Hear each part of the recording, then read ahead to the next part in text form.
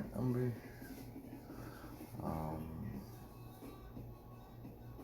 What's up, guys? Good to see y'all back. Gonna revisit this guy. So, been looking at it for a while. We've learned some things. We've gotten better at some things. We're gonna leave the mountains alone. I'm probably not gonna do much to those. I think this section of trees is probably gonna stay the same. Definitely gonna be doing some work though around this area. Might come back to the water. I think it'd be fun to maybe come back and do like a reflection of this mountain here, because that's what it would look like, and it's gonna make it kind of have that really nice realism to it. We're definitely gonna come back in all these little grassy areas here and do some fine brush work. We've got some really kick butt little brushes now, and then I also have my like custom brush that I made out of cutting one up. So definitely going to be adding a lot of detail into this, a lot of different small things that really are going to make it stand out and be a lot more dramatic. So bear with me. Let's talk about some stuff, and let's fix a painting.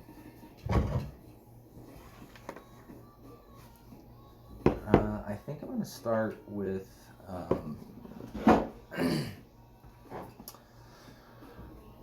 I have a brush. Well, first I'm going to start. We're gonna clean some stuff, because it's not good to leave your brushes all dirty. And right now I have dirty brushes, so I'm gonna clean some of that up. Oh, don't you fall around me. We're gonna dry off some brushes. What's up? Oh, look at that. Bam. Can't even see what we're working on. I got the damn paint going. We're gonna clean some brushes real quick, and then we're gonna get to fixing this guy. Like I said, a little bit of stuff here and there. I think it'll end up working out alright though. Get these brushes. Bob Ross? No, not Bob Ross. I like Bob.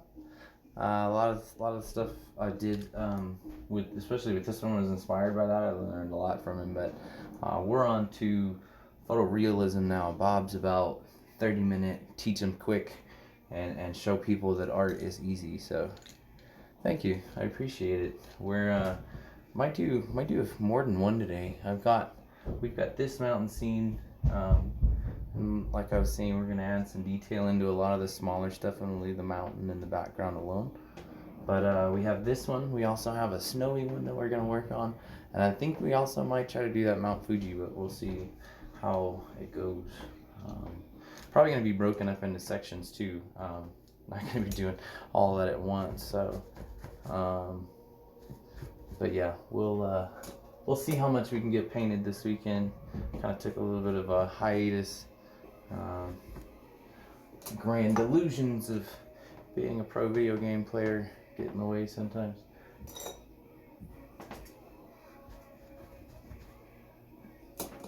Oh. But yeah. So what's up with you? How you doing today? It's lovely Saturday.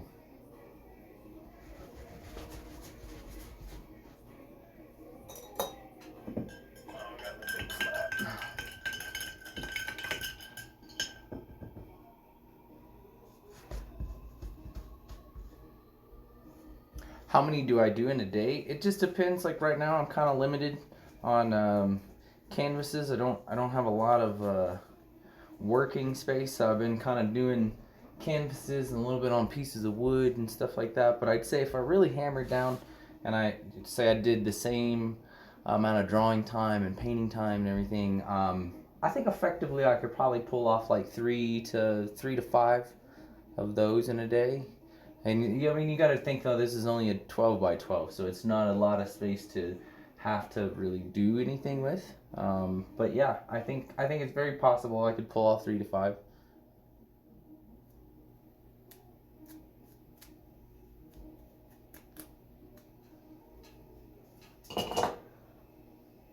lot of thinking that goes into them though. I gotta get back in the swing of it. I'm trying to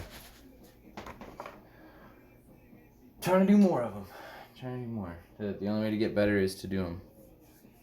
Korea, nice. North or south? I don't know how that works totally, but I know there's a split. Or wait, I don't even know if North Koreans are allowed to talk to other people. Yeah, sorry. Yeah, I kind of came to my own conclusion there. I'm like, wait a minute. Yeah, I used to have some buddies that got stationed there in Seoul, South Korea, and they said it was pretty cool, pretty wild, very westernized, so to say, with the culture. But yeah.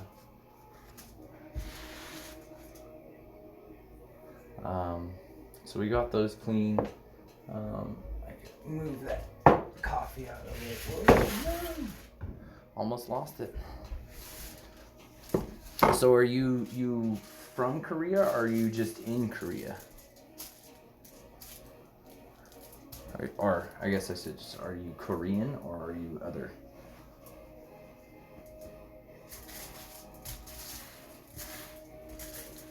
From and in. Okay, cool. And then now, do they teach English in Korea, or is that something that you just kind of picked up?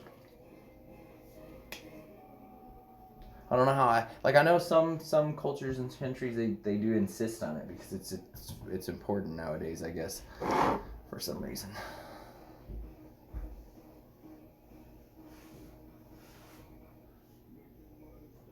Okay. So I definitely want to work with like the burnt umber color. It's pretty popular, pretty dark brown. Not a color we've had. I got you.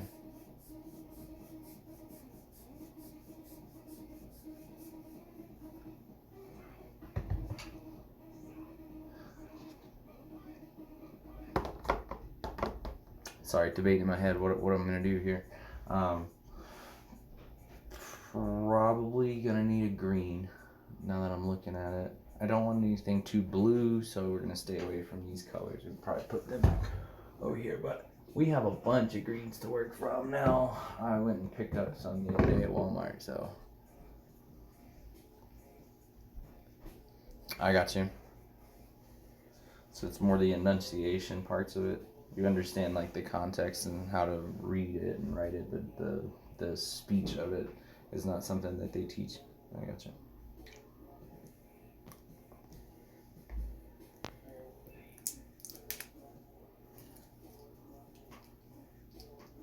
That's cool though. At least they teach it. I know at ours it's like I don't know. We got a weird school system. I don't feel like they teach kids here. I mean, they do, but they teach them how to take a test. You know? How do you test? Do you test well? Do you test well, little Timmy? Speed bars and stuff in here.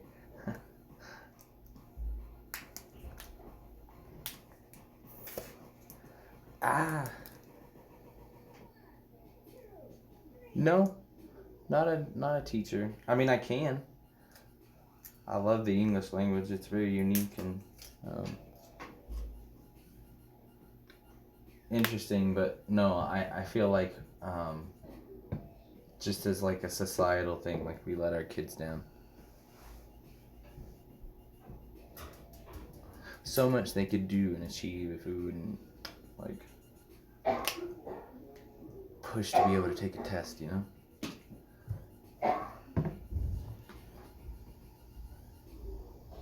We'll burn under. We'll do this green. We're gonna work darker colors in first. We might do like a marsh green too.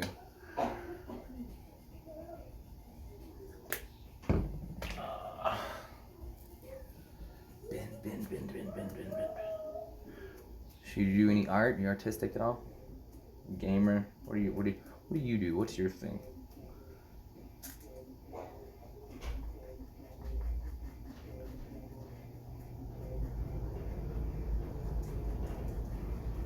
Hobby or okay.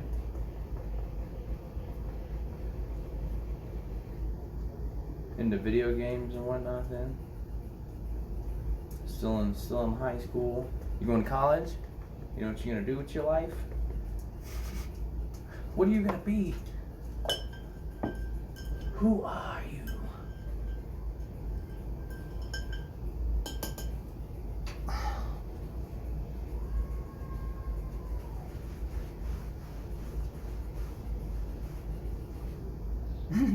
I can imagine. That has got to be a pretty terrifying thing to be so close to.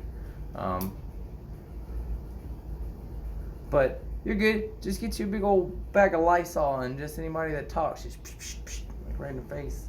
Like, get away from me.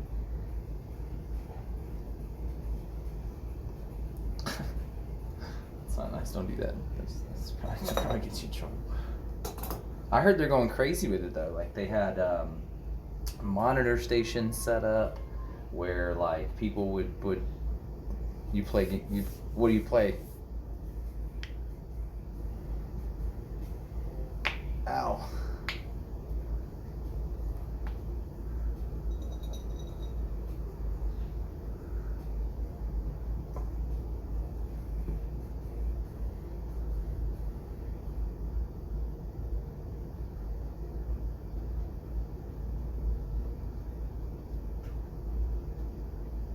League of Legends. A lot of people are into that. I haven't played it yet.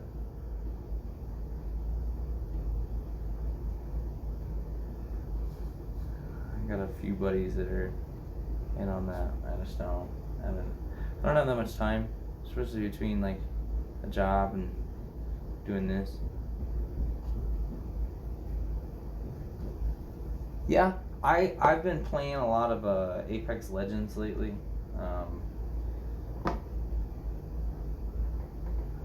I kind of like the gameplay. I like how fast paced it is.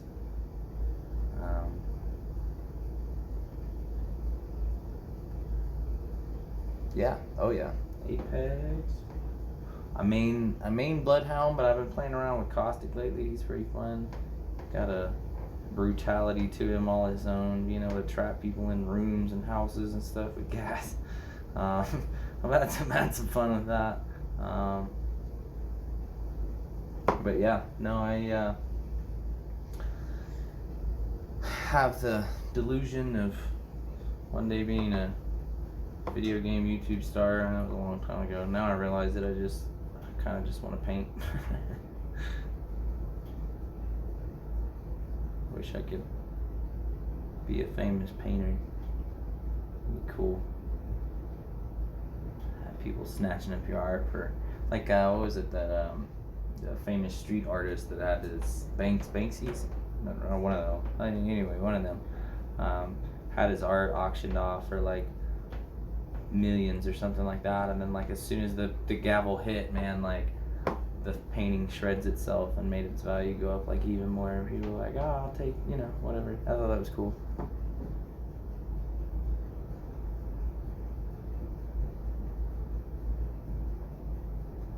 Yeah, I've worked a little bit with AutoCAD at my job, being maintenance. So we work a lot with the engineering team and the design teams to produce 3D printed objects that help solve engineering and manufacturing stuff. So yeah, it's pretty cool. Good program. I mean, it's really fun, really cool to see how it gets used and manipulates like three-dimensional stuff using the scan stuff, using the that really cool 3D scanner kind of goes around. No, that's an awesome dream, man. There's so many really cool jobs you can do with that, and it's gonna go like that part of the world and technology is just gonna become huge. They're already working on like 3D printed houses, and they're working on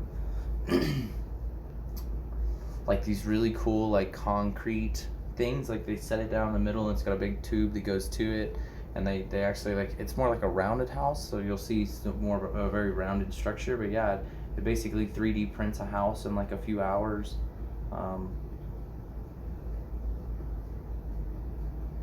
Yeah, it'd be so cool to be in that industry, and I've thought about getting into it and like going to school for it. I just gotta work.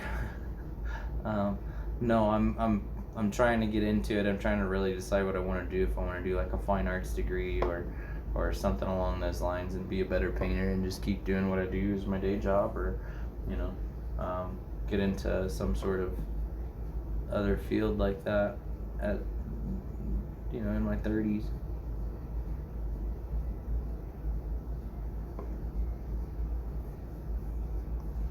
Sweet. So you're already using the programs and getting your hands in there, man. That's awesome.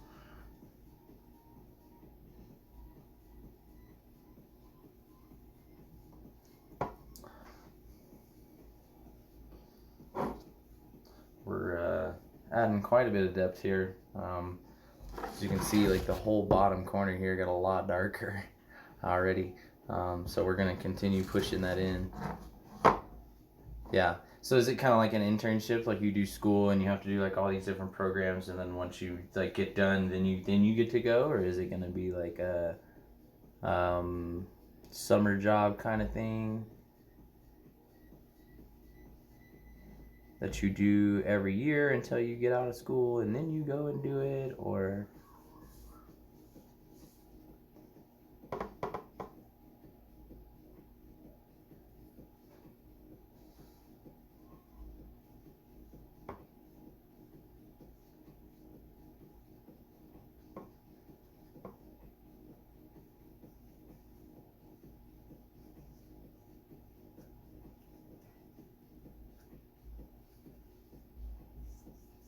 Oh, okay, I got you.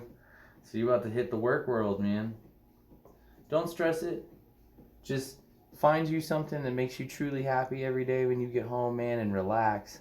Don't worry about the stresses of life. It's not really worth it. You know, if there's one thing I've learned, um, being in the workforce, it's hard work is easy to come by, but hard work is also demanding. You have to know where to put your priorities every day.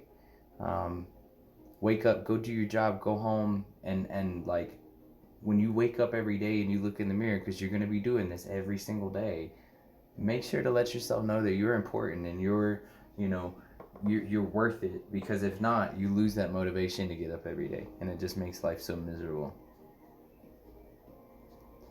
Find that thing that drives you and make it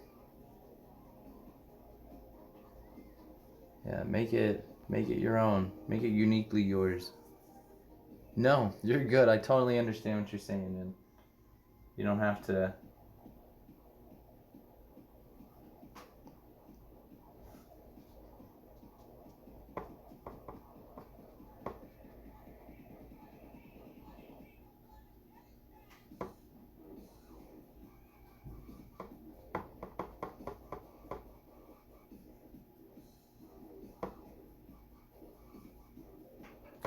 I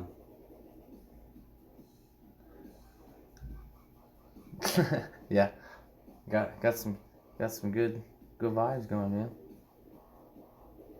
Gotta gotta gotta vibe it out, man. Something else too, like being somebody coming into the world, and I don't know how hard your upbringing's been or whatever, but know that people are gonna make fun of you. People are gonna give you grief, but as long as you don't let it get to you, everything else seems to kind of fall in place. If you let that bully or that person that gives you grief all the time get to you, they're winning. Don't let them win. Just be happy every day and smile, because that's going to drive them nuts, because deep down inside they're miserable. And you're happy, and that's what makes them mad.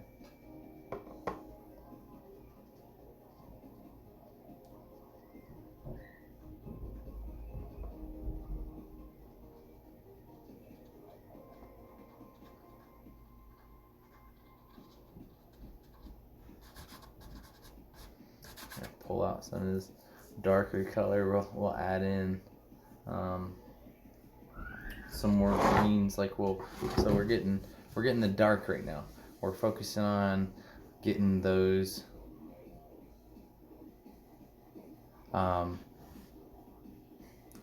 shadows behind the objects. So we're not going to focus on, oh my goodness, I'm making it so dark and it's just going to look horrible, because like right now it just looks like everything's turned to mud, and it kind of has, but that's the whole point.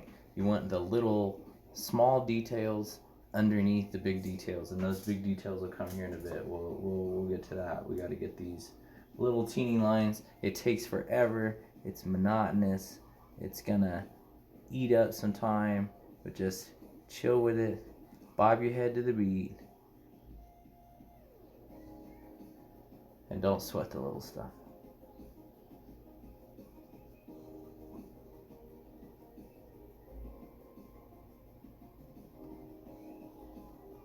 And you can load the brush up so you can, like, you can't really see it that much.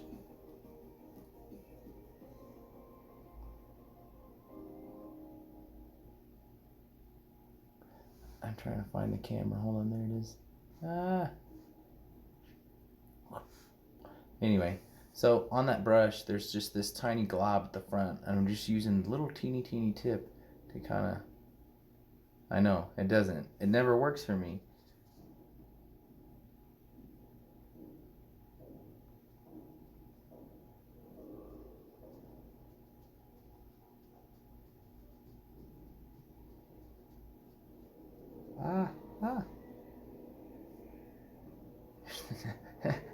Just the tip.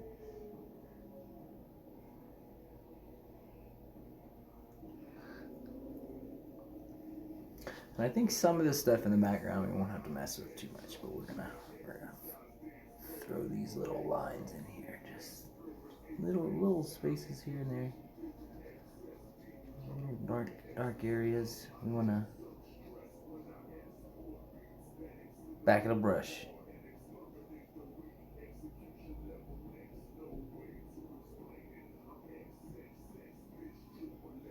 Hold on, let me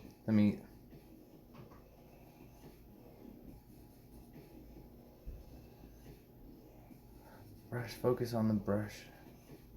Focus on the other hand. Back of the brush, you understand? Yeah. Yeah, no, I get what you're saying.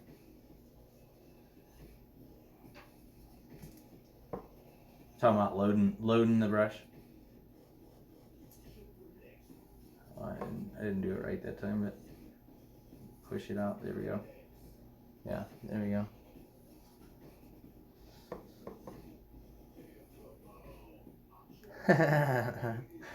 Google Translate, man. Google Translate.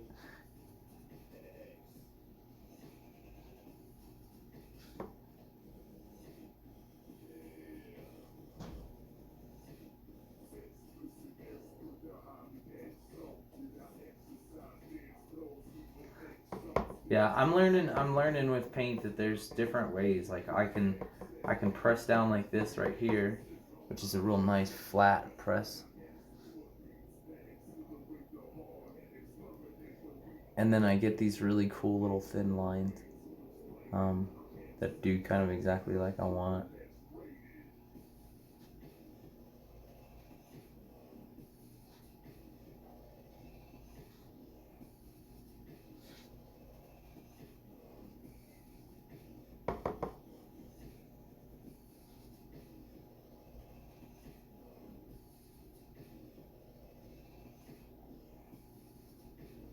Cover the back with the other hand. You must know something that I don't. I do. So the translation is on.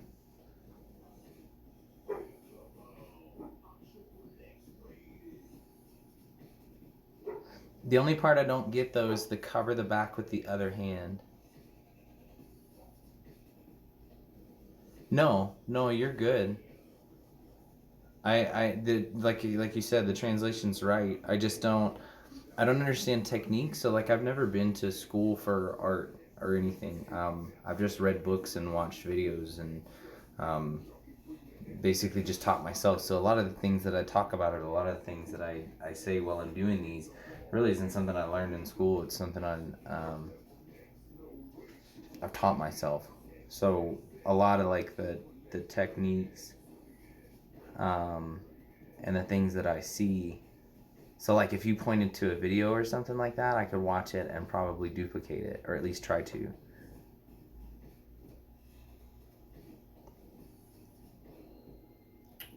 Oh, look at you. See, you're smart. I got you. I see what you're saying now. Okay, let me load it up how I was talking about.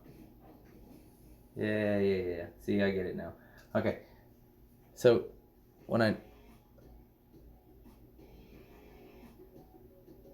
you can kind of see it. The one side, this side is flat right here. There we go. That's a lot better.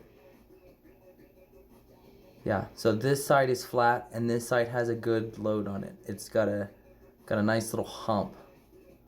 And then what I'm doing when I use the brush is I'm just taking the very, very tip of it and I'm dragging it along its side like this. And as you can see on my finger, it makes this really, really thin line versus making a big blotchy space. You want that thin line, and you're gonna make a ton of them. Like you're just gonna sit here and just little marks and upticks and basically cover that whole space with those little teeny tiny marks.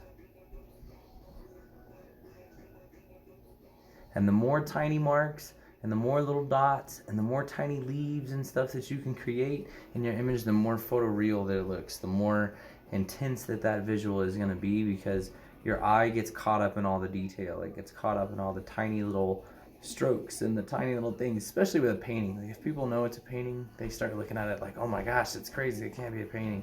And it's all about that individual tiny details that their eye picks up. You're creating an optical illusion, basically.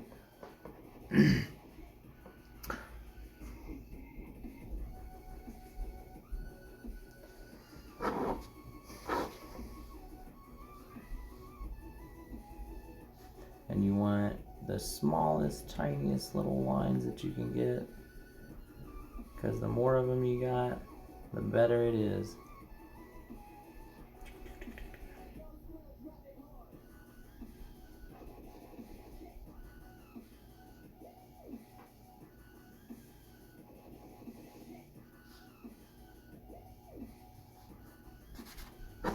So now, when you see it, so you can see on this side over here, you can see these teeny little lines, and we're gonna keep layering that in until you get a nice, like, thick base of little brown marks.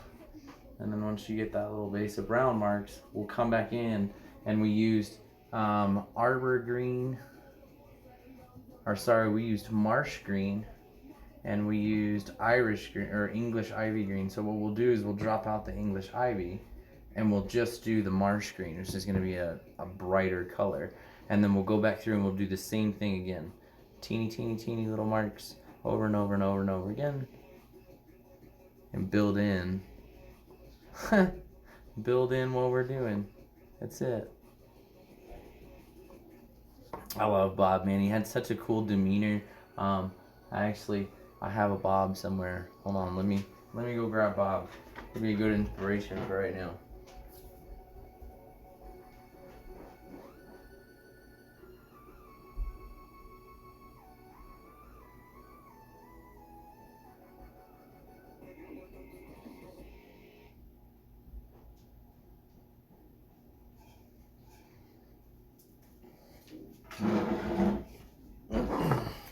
All right. You got meet little Bob. Little Bob on his painting. And we're scooting back right here while we work on ours. Little Bob, I think Little Bob has a better painting than my painting. Little Bob's painting's got shadows. Got like good tree cover. Yeah, little Bob. Little Bob serves as inspiration for those happy little trees.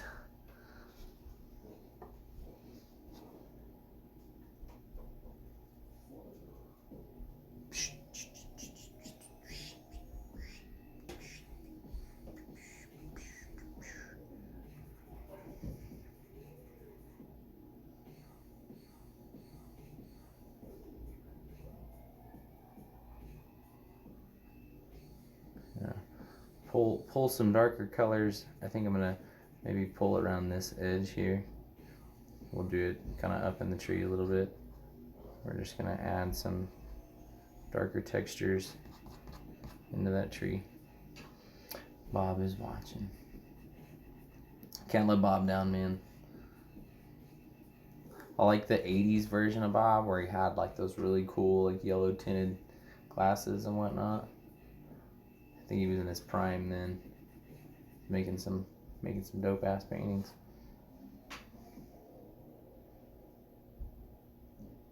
We're actually gonna add some of this down here. Yeah, there we go. Add a little bit of this dark underneath here. I like it. Gives me that earthy look.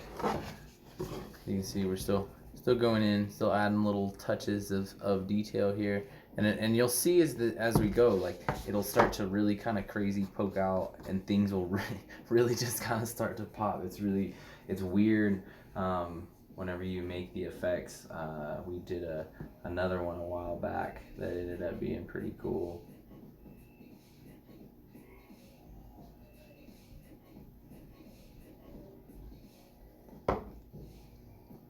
Oh, what's up, Manu? Is that how you do it? Manu?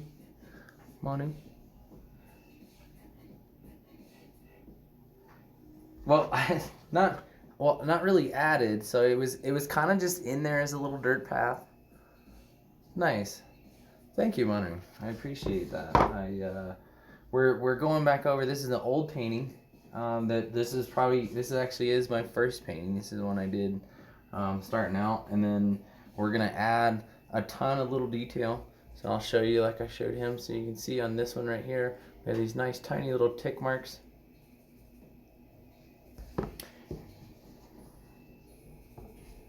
No, I think because I'm new. Yeah, this was the first one. I've been drawing for a really, really long time. Mostly pencils and pens, but to answer your question, Manu, no, I don't seal them because I am still a noob and I'm learning. And as I've learned, I've always looked at pictures as I paint them on the wall or hanging them on the wall, and I let them sit in my house for a while, and I really pick apart the details and the things that I missed or things that I could change, and I always want to leave them open so that I can go back and I can take care of them as I see fit. You know, like with this one, had it hanging on the wall for a while, and I learned some new techniques watching a new artist on YouTube, and I've learned a lot from him. I'm really impressed by him. I am in the sense not so much of skill, but I think in a sense of understanding. So there's a lot about painting that I'm having to learn through watching other painters and really studying some of the more grandiose people. Yeah, see, dog boogers. That's a big one since mine's like huge now. He's grown to like gargantuan status. Stands up in the kitchen looking over the sink to check outside.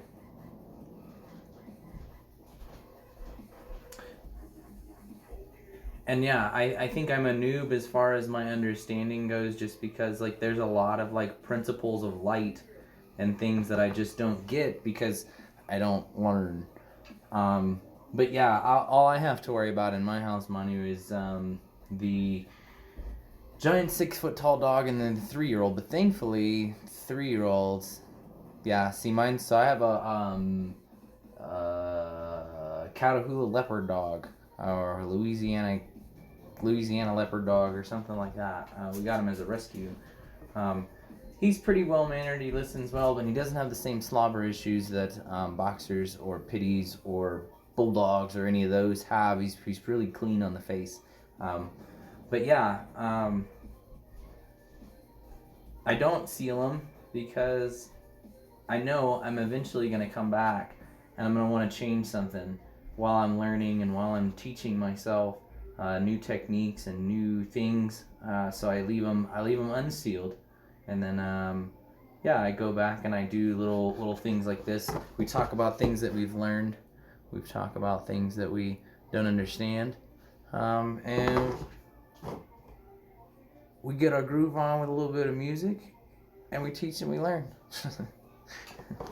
It all comes down to being the best that we can be at this, and learning from each other, teaching each other, no matter what that might be, through conversation, having intellectual moments.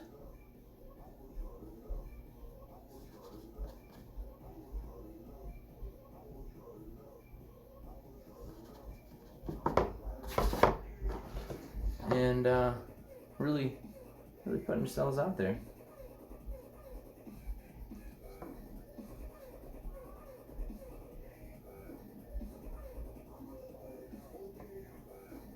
Remember, it's all about the tiny details. We're probably gonna be painting this one most of the day, to be honest with you. Now that I'm like in it, I'm really wanting to get this thing looking pretty spot on to what I had in my mind when I did it. Been to a lot of places in Colorado that kind of look like this, so really cool look on some of the stuff I hiked, to be honest with you.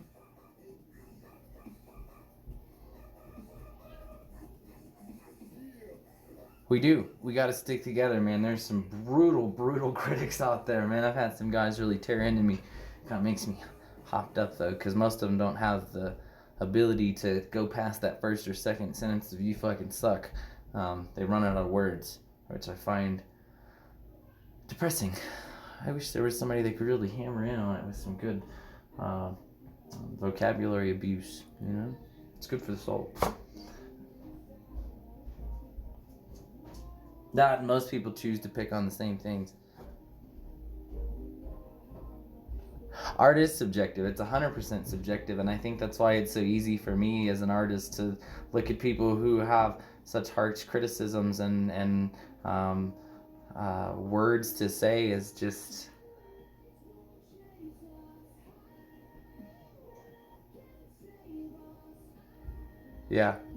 like it's just one of those things that like the art community, I feel like, has such devotion to each other. Yeah.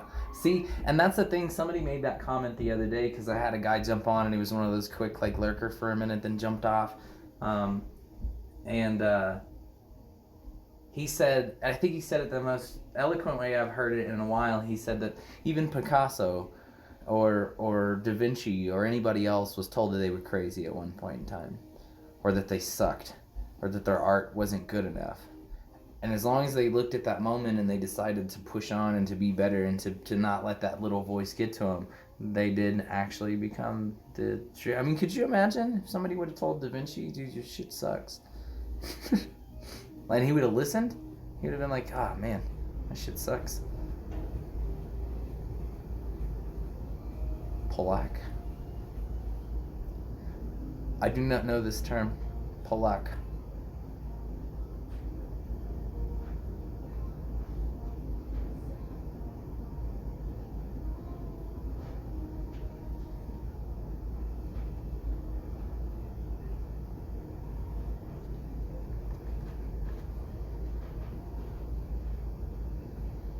Oh. So I've seen a few artists like this, only in books.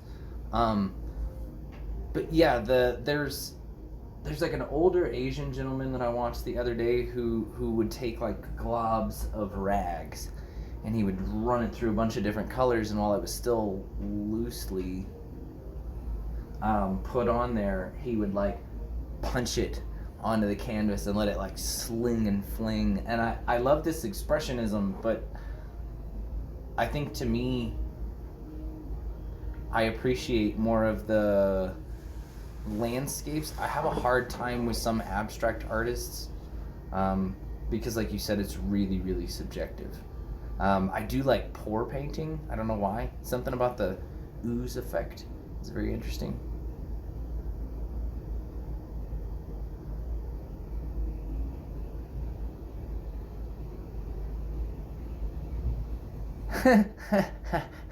See, I feel like I'm gonna get to this point. I try not to be so crucial in my art, and my wife was always so like positive. See, but I think that's what made it so unique. You have to understand that this artist would create things with the intent of pleasing his wife.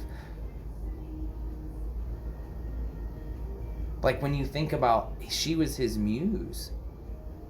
Like he would paint, so like even though he wasn't saying it directly. Well, no, he didn't. You're right. But I think at some point it becomes like a necessity thing, maybe. That you have to have someone else.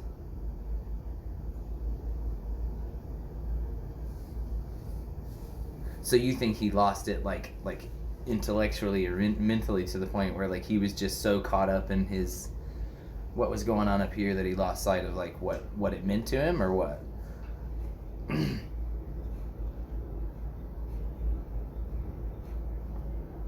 Justin, you still with us?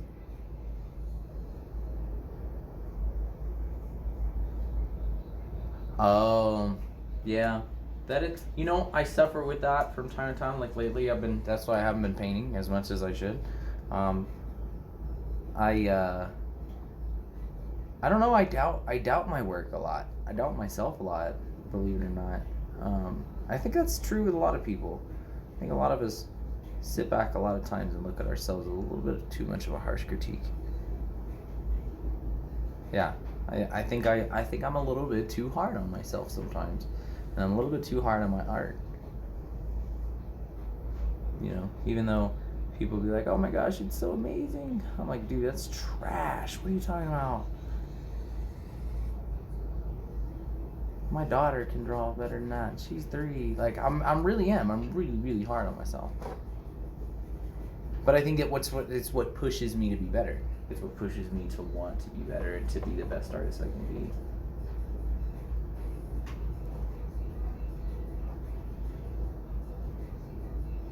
be. Yeah. See, and that's what I have. So I did this one. We did this mountain scene, and then we did this mountain scene. This was number 2. Now this one we're going back. We're gonna do some more stuff too. Like I don't have as much detail in the mountains as I want. I love this background row.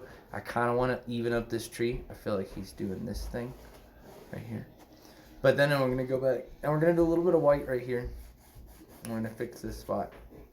But other than that, I think it turned out okay. So this was number 2. This was number 1, and then number 3 is upstairs. It's my sunset painting. Which I have posted on my Instagram if you want to see it at @CyreColors.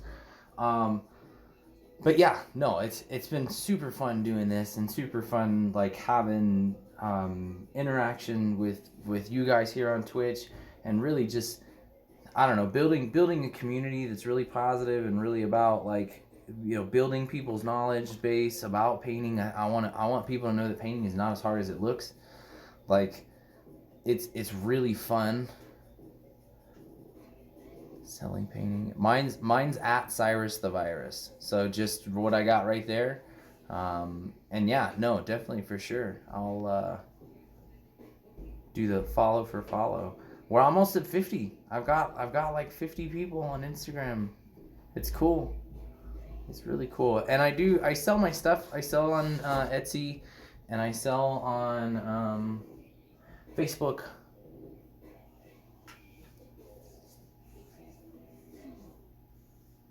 Thank you. Yeah, so Sunset, we were following an artist. His name's Michael James Smith.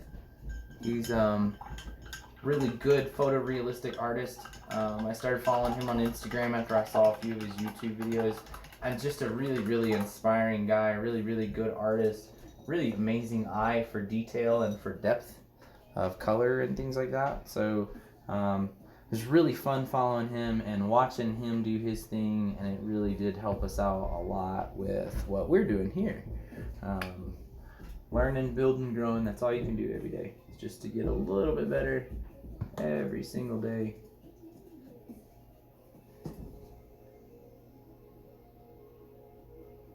We're gonna come back in here with this teeny little brush, and we're literally just gonna brush in a little bit lighter green. So many layers, Field, so many layers. Oh, no, not the color. There we go. This is the color.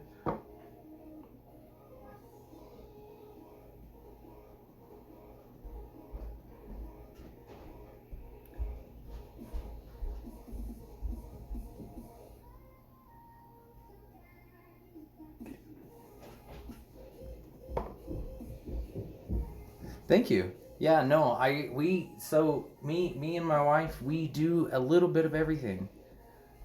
Yeah, no. Good talking to you, Manu. Thanks for checking in and seeing what we're doing.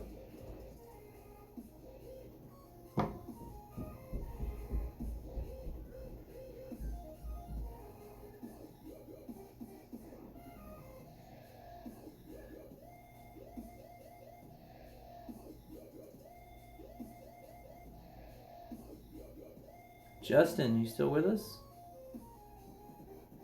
South Korea in the house.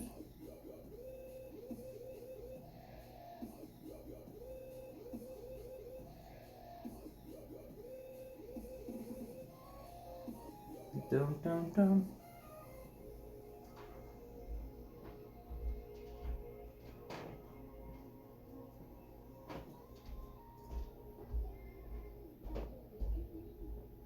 Okay, so this brush is actually holding the paint a little bit different than the other brush did. This one is holding it more like a teardrop shape instead of holding it.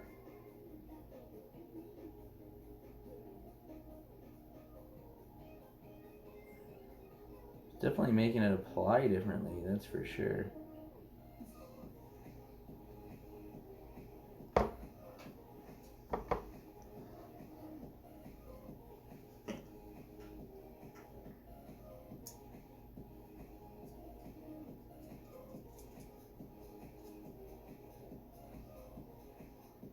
Yeah, it sits totally different on the brush here. So you can kind of see it makes this teardrop shape. It's not really giving us anything to work with. Might have to switch over to a different brush. Go back to our original brush where we get that nice flat little edge. I mean, we did wash it, which is good. Always wash your brushes. As soon as you get done using them, just throw them in water, let them set for a second. Don't let them sit too long. We've busted some brushes. We proved that already today even.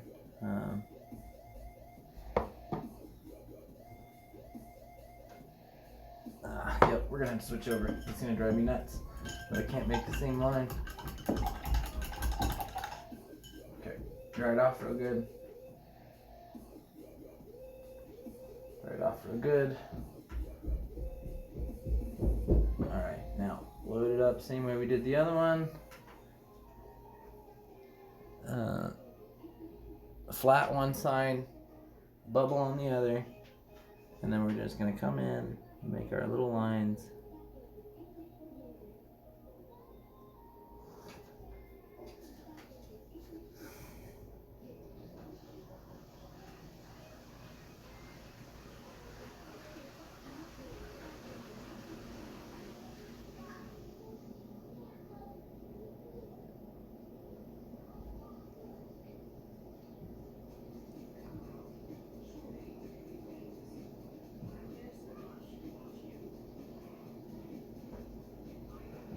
So I think all we're gonna do once we get done doing this color, so we'll go back in with this color and we'll add like a yellow to it, make it a little more sun-kissed color.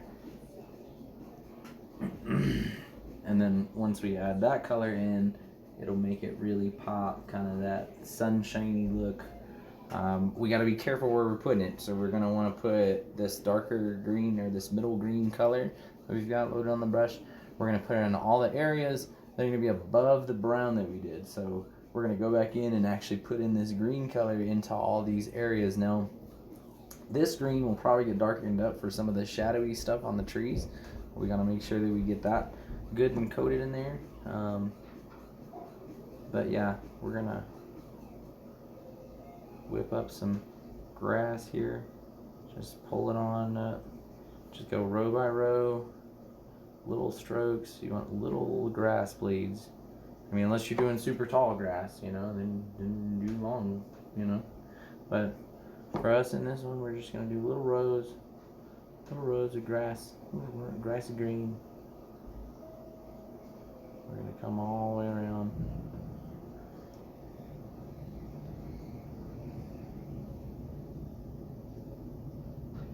Now we're also gonna come back with some other colors too, and add in like an aspect that we don't see normally, and that's gonna be the really dark green color that's gonna go underneath all this grass. Like, so we're gonna do this grass detail, which you can kind of see is coming out a little better right now. You get a little bit more of the little teeny tiny details. We're gonna keep going in, keep putting through, keep adding color. Keep doing the same thing with the brush here. What can you sell an elephant without ears? Oh, what can you call an elephant without ears? I don't know. What can you call an elephant without ears?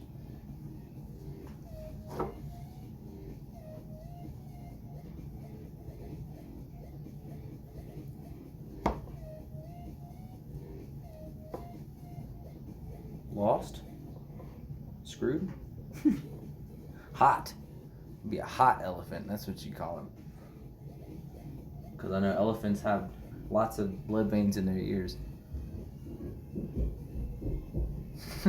That's funny. I like this. I like this dad joke. You call him what you want. I won't hear you.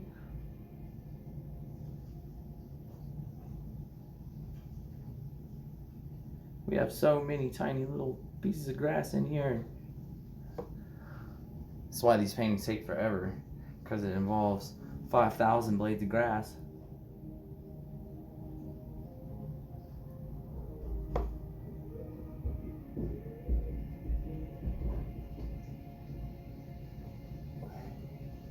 So we're also gonna have to go back with the darker color, and we'll have to put it on the on like the opposite side of the mountain. So where the peak is, or where the where the what is that called? Saddle, where the saddle of it is.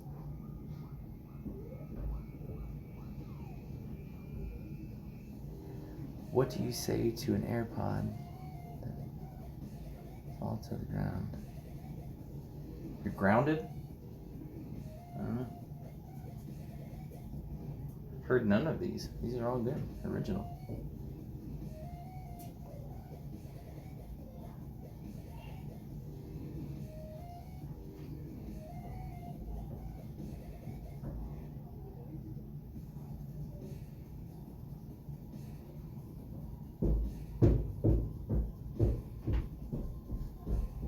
Airdrop.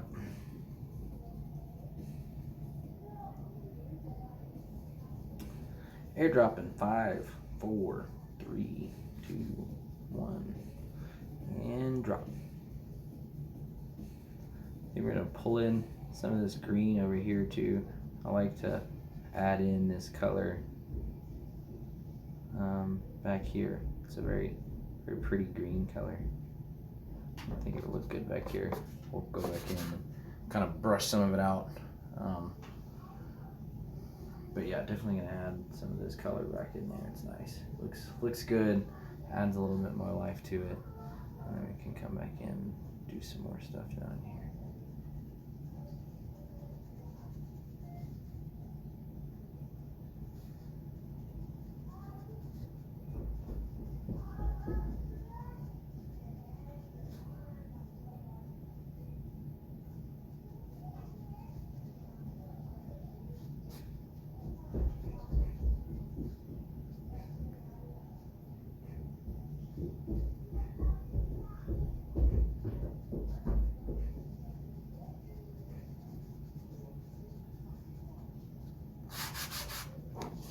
Little hints of stuff here and there. We're getting it though. We're gonna add in some more. We're gonna keep adding in some more. We're gonna start working this other side now. So we're done with this side for now. And we're gonna start working this other side, get it taken care of, add in that detail that we want. Definitely going to be adding in some of this green up on these branches though. We want some of this to kind of blend in here.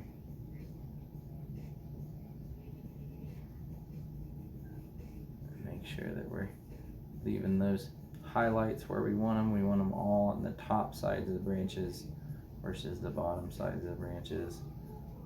We're gonna pull up in here, put down some of these cooler colors like that. There we go.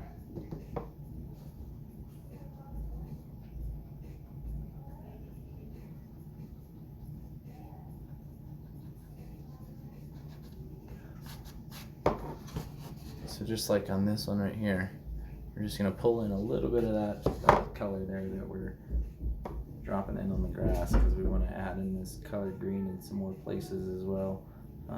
Like I said, that we're gonna keep it on the undersides of the branches and working away from some of these darker areas we added in earlier. We might also use it as a way to like blend out this edge and kind of maybe thicken up our image a little bit, because we want more of a branchy image versus something just kind of dark. Add more of that detail to it, I guess, by building out on it. Yeah, keep the green under the branches as a way to pull back out some of these highlights that we put in by going over the branches the way that we did. And we're gonna make this side of the tree darker for sure, because it's kind of, it wraps around it. We want the light going right through the middle of it. So we'll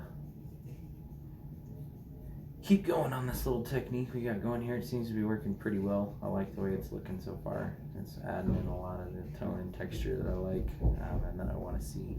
So we'll keep adding in here.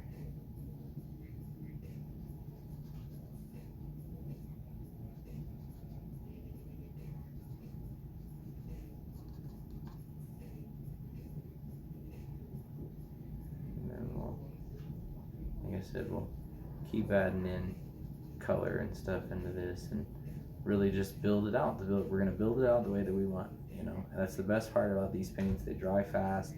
We can set in some colors that we like, and we can build on to what we're doing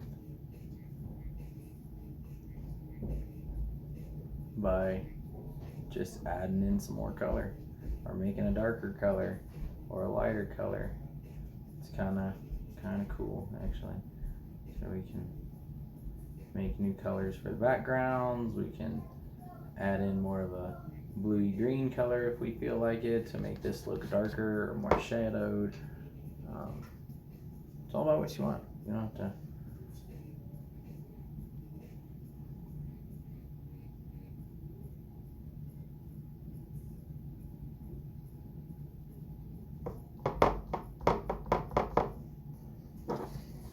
Yeah, you can see we've added a bunch of this green color to this right here. It's going to make this look a little bit more lively. We're going to do the same thing over here. We still got to do the grass over here. So trucking along.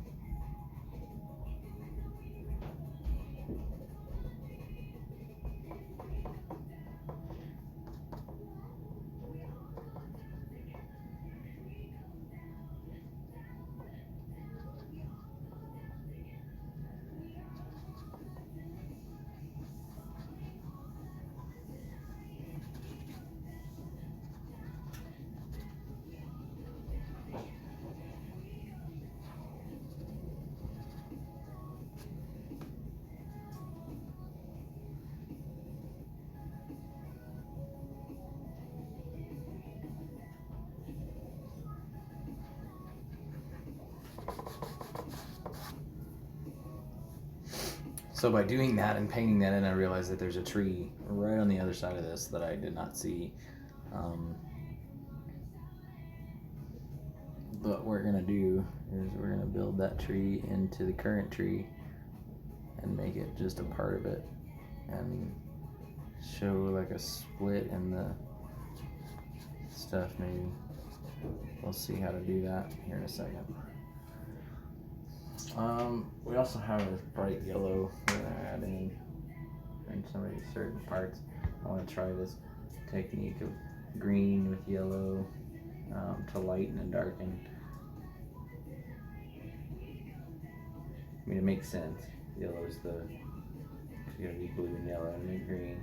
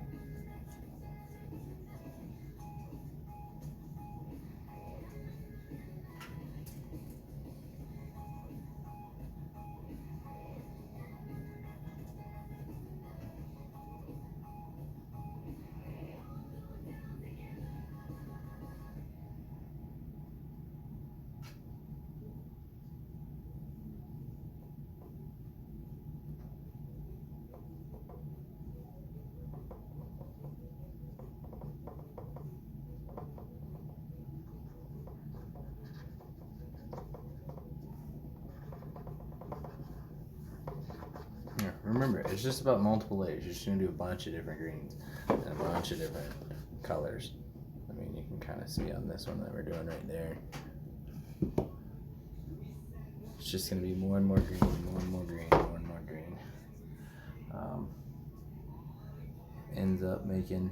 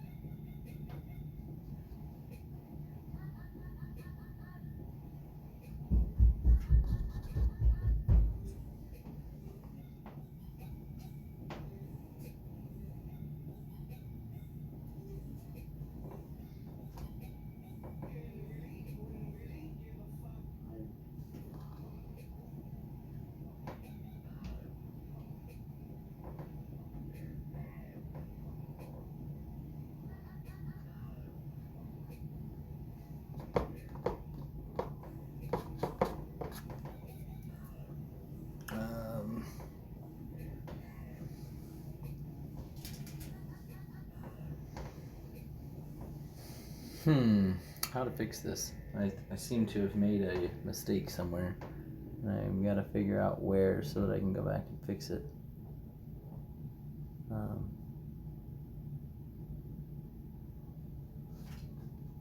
Don't know where I made this mistake, but we're gonna find it and we're gonna fix it. It's probably right here, to be honest with you.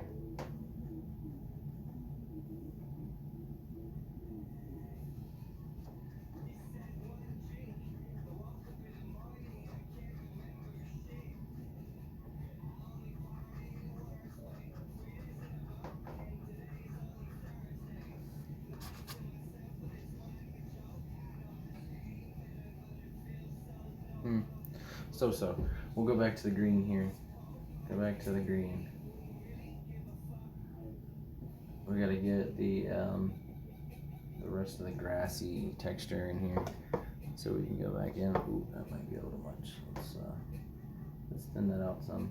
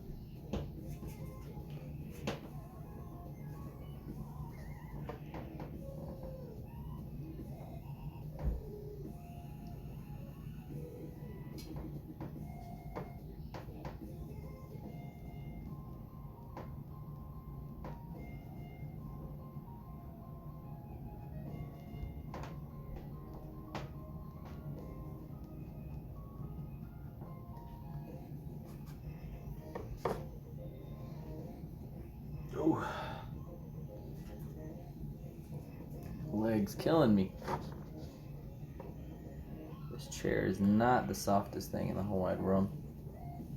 And definitely does not have the kind of back support we need.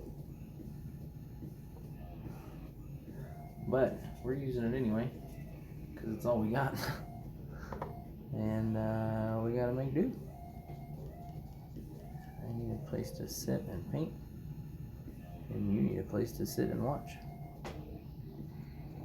And this is that place.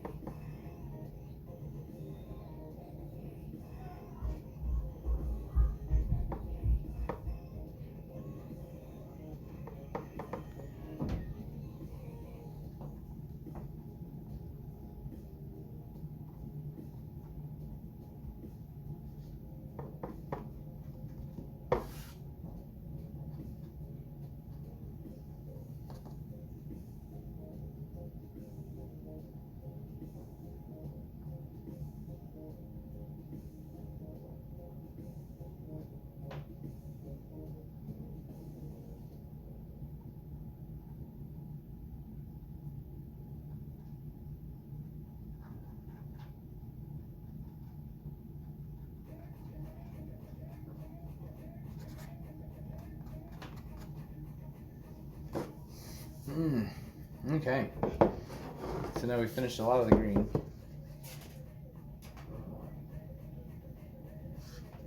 We're gonna go back and do this lighter color green. There we go.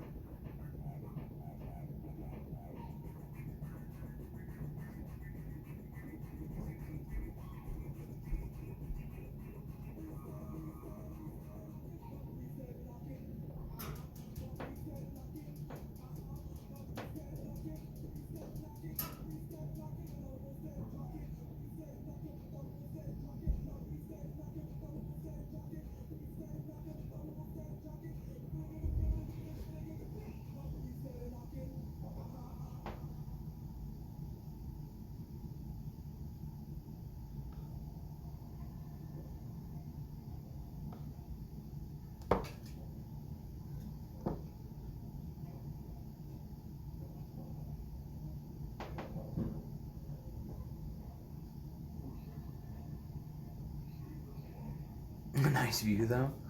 Well, I mean, I try. I wish I had a better camera.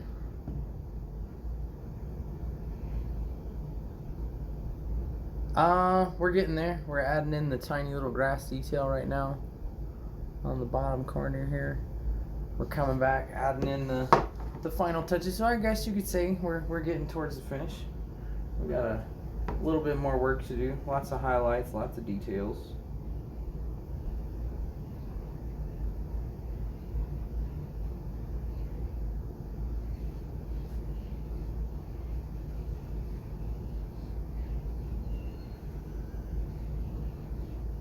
Getting into doing the stuff down by the water. Thank you, Cream. I appreciate that.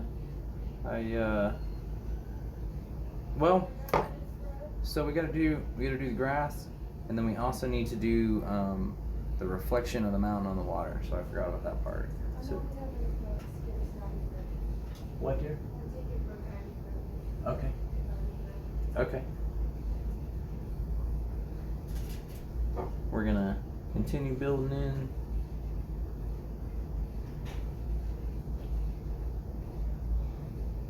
Grass here. It's gonna take a little bit, but we can do it. But how are y'all doing today? Hand? Still never answered my question. What do you want me to do for the do? Bob Ross, yeah. See, Bob's my best, or well, my worst critique. He, you know, very judgy with his little beady eyes and whatnot.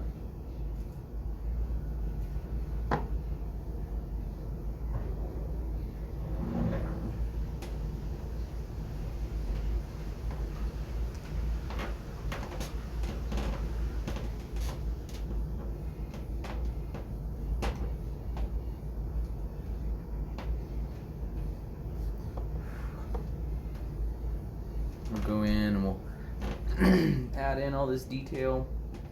I'm gonna start hitting all these little fronts here. So now we've got this one section done. We're gonna add little fronts, and then we'll come back in and maybe add some darkers.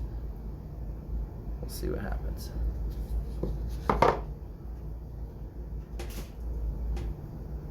But most of the work is gonna be on this top edge here. So thankfully, we're gonna work to that top edge.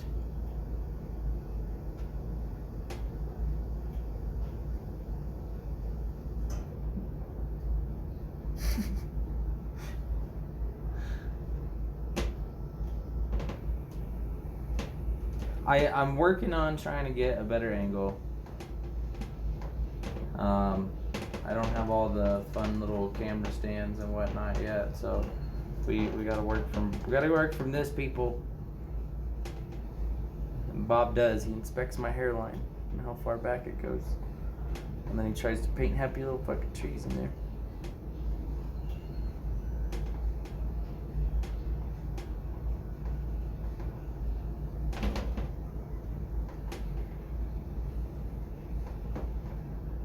Und Scheiße!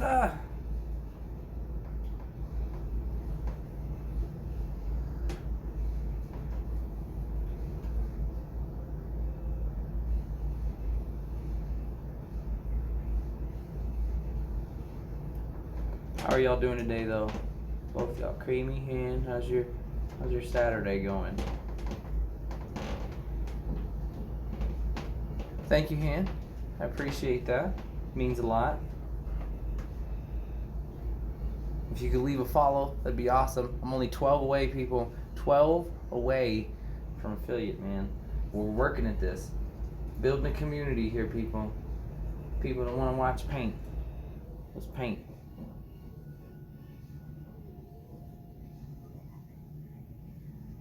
Let's paint. Let's teach people how to paint. Let's do all the fun shit.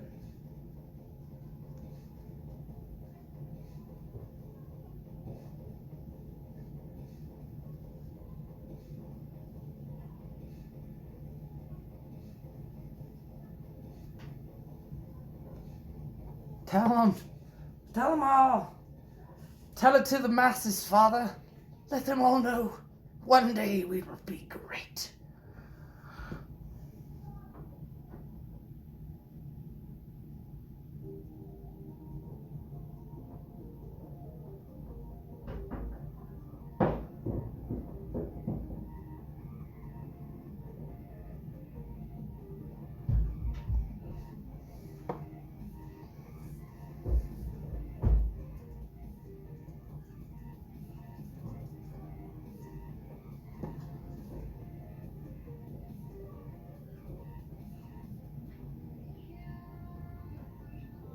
And if you want a status check, yell it out in the comments. I'm more than welcome to pick it up so you guys can see where we're at. If you're just jumping in and figuring out what's going on here, feel free. Ask whatever questions you want. I'm down to answer just about anything. We're a happy little tree kind of place around here, so feel free. Let's make something cool. Furniture, electricity, working on your car. Let's talk about it. The struggles you have in life. Mine right now is bills. Bills suck. Taxes. Taxes suck too.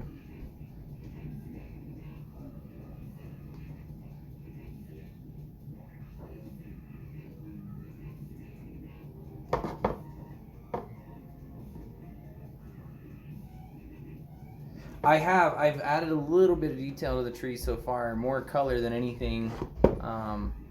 We just kind of did like some blotched in different colors, and then we're gonna go back with some of this little green that we're doing right now, and we'll add some more detail. I think we're gonna darken this green up here in a second though, more of a browny green color, and maybe go back over some of these shaded areas, because I don't want to be them like blue green color. I want them like more of a brown green color. Let's see if we can't pull some of that darker earthy color out.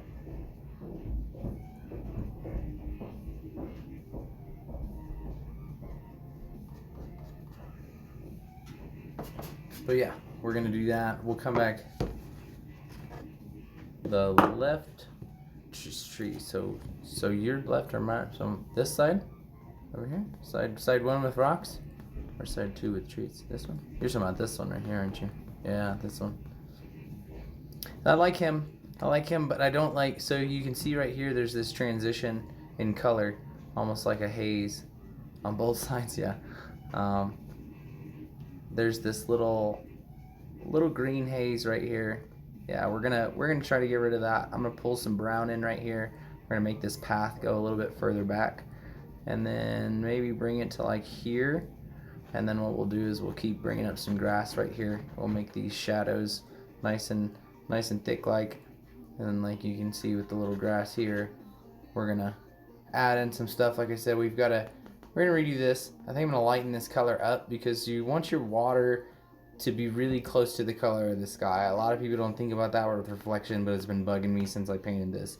The blue on this is like a navy, blue on this is like this sky blue color, or this island blue color that I have. So we're gonna finish up all our little grass blades, and then we're gonna go in, we're gonna lighten up the water a little bit, make it a lot more whitey, and you'll get the reflection of this sky in here. That'll probably go out to about there with that reflection. I just put a little mark there so we remember how to do it, but it's going to reflect across this way. So we'll have our mountains. We'll do a little bit of this green kind of along this shoreline right here. Thank you. Yeah, no, it's what I'm learning about art, and what I'm really wanting to teach people is art is super easy. It's all about layers. It's all about staying committed to yourself. Don't be your worst critic, but don't beat yourself up. Like, you can do what you set your mind to. If you're passionate about it, go out and do it. Like Gary Vaynerchuk says, if you want it, if you really, really, really, really want it, you're gonna go out and make it happen. And if you don't want it, you're gonna sit around the couch and eat Cheetos and chips and talk about how much life sucks.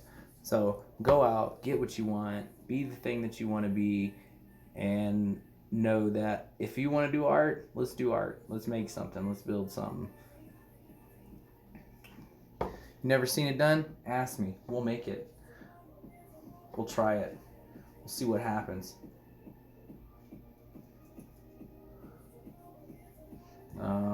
back to this Arbor Green. Put that in there and mix this sucker up because we need some more of this yellowy green color. We're gonna need a lot of this yellowy green color.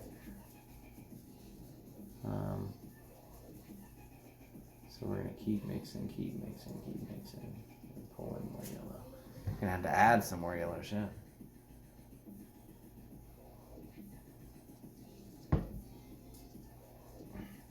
End up with a lot of green that we're probably not gonna use all of. I mean, we might. We're doing pretty good so far with the paint usage. I like it.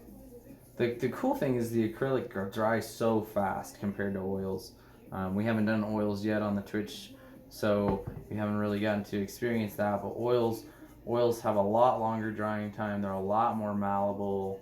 You kind of almost can build them up to do detail and whatnot.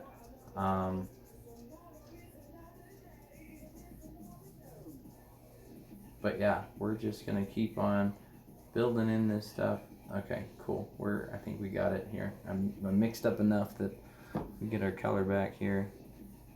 Oh, let's wipe some of that excess off. We got a little bit too much paint there.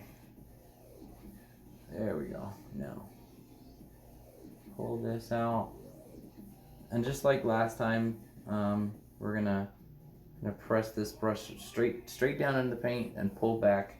And what happens, and then you can kind of see here, you can kind of see how this one side is flat. Doesn't really have a lot of paint on it. No, I'm a mechanic by trade. I turn wrenches for a living.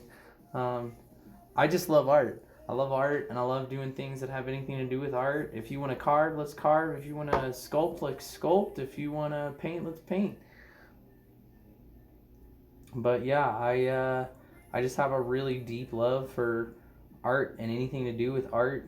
And, you know, we've done, where is he? There he is. We've done some sculpting here. We've, messed up some sculpting here. We've learned some lessons here. We've done a few different kinds of painting. I think we're gonna play around with some oils here in the near future, hopefully.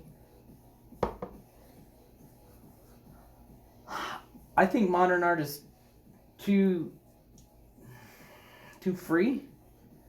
I think the traditional art really reigns true to me. So landscapes and things like that, things that people can see. I want to say that there's a lot of abstract art nowadays, which, don't get me wrong, abstract art is brilliant and amazing, and you know, it's a phenomenal thing that somebody can see and create an image or a design, but that's all they're creating is a design. It's that, you know, there's no substance to it. There's no substrate work. There's no, that person didn't go out and stare at this mountain in Alaska for 6 months before gaining up the inspiration to do it. They just went in a room and they started pouring stuff down, and man, it just kind of took off.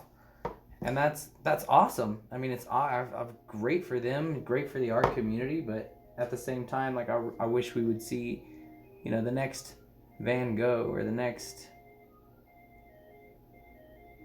great artist. Don't know where that's gonna be, but we'll see.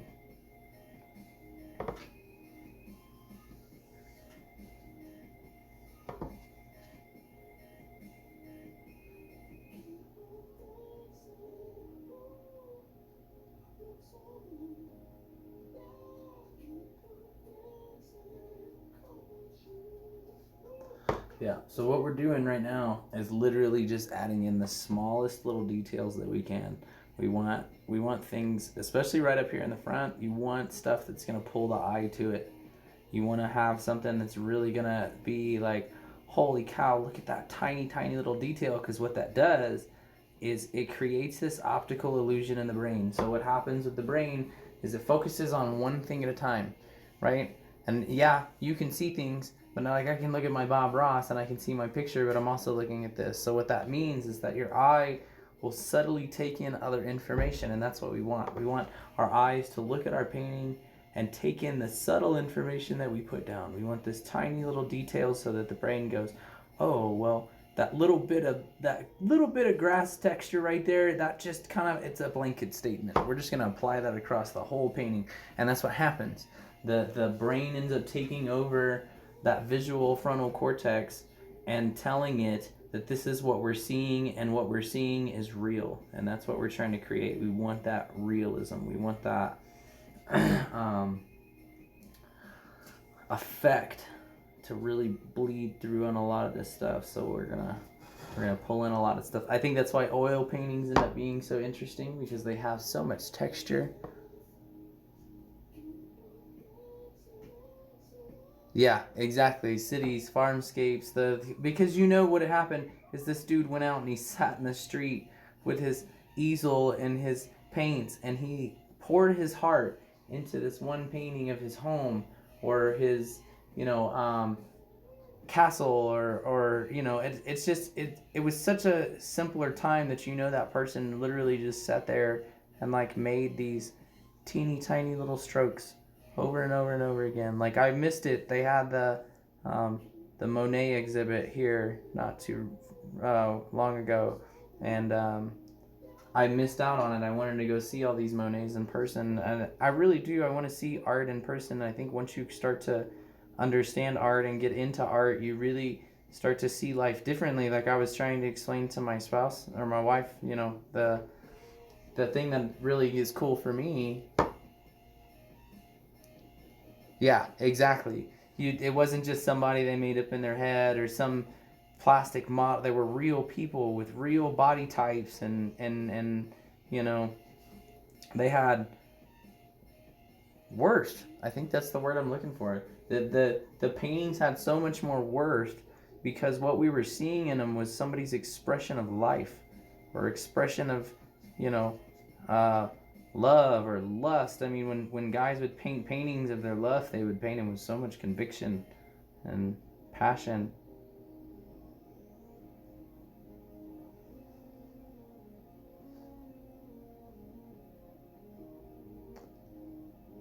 Yeah, exactly. And to know that, like, there's some things that you can go and see in a painting, right? You can go to the museum and you can see these paintings, and in that painting, you go to Europe, you go to England, you go to wherever, you can find that damn thing where that dude painted that. You can see that real place that existed when that person sat there and they painted that thing. Like, I love, there's an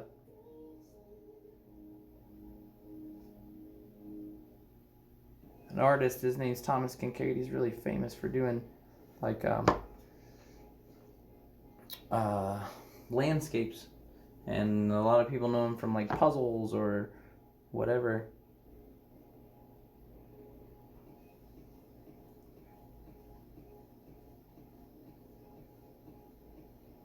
But yeah, I guess he studied in Europe, and he just went around and he would paint people's homes and things that he saw. And I think that's such a beautifully generic way to learn how to paint, is to get in there and really just create this world that almost just doesn't exist anywhere else, because it's your imagination. Like, you can see kind of how our grass is growing right here. We're getting some texture in there now. We're starting to bring this thing to life.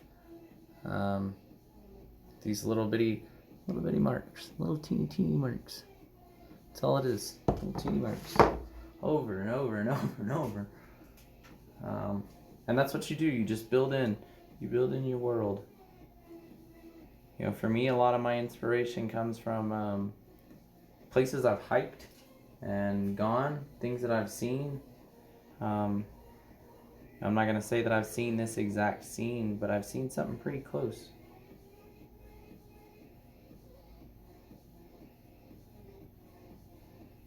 And I think that's where I draw that inspiration from, is knowing that places like this exist, and if I can paint it. And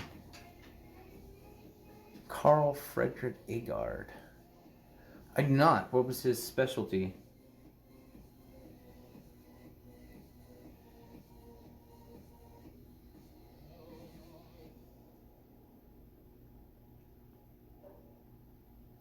We'll do a Google search later and might have a conversation about Mr. Agard.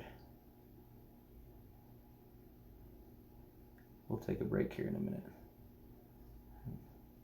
Maybe do some Google work.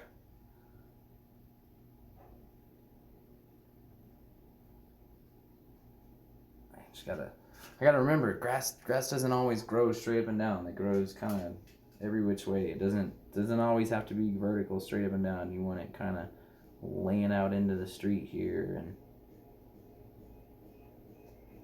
you're gonna come back in and pull up, damn it, pull up. We're gonna crash.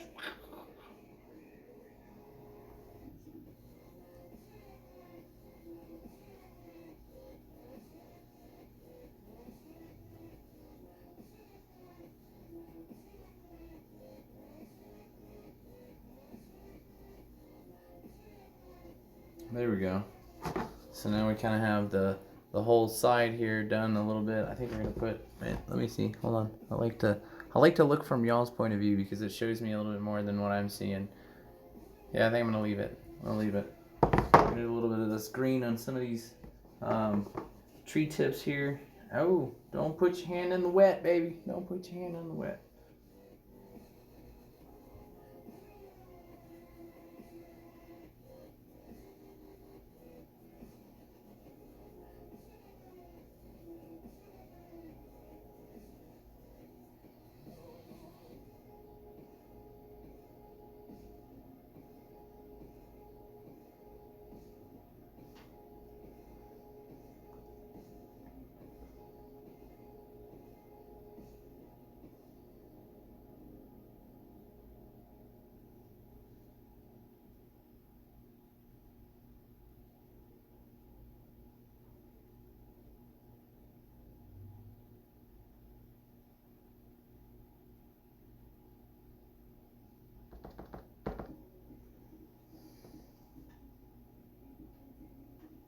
Oh, nice. Tourist spots from the 18th century. I bet you that was beautiful. Seeing things like New York City without all the hustle and bustle.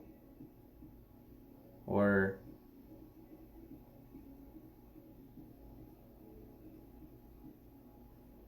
I don't know. Could you imagine the pyramids? Back when there wasn't 20,000 people a day walking through? Back when you were allowed to climb on top of it? All the rules that didn't apply that do now? Somebody messes it up for everybody.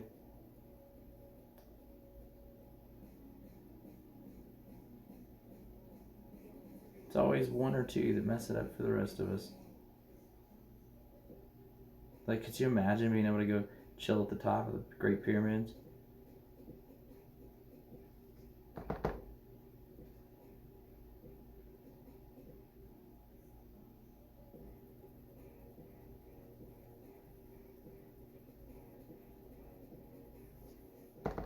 Alright, I got one for you. Right? If you could go anywhere at any time and see anything, what would you want to see?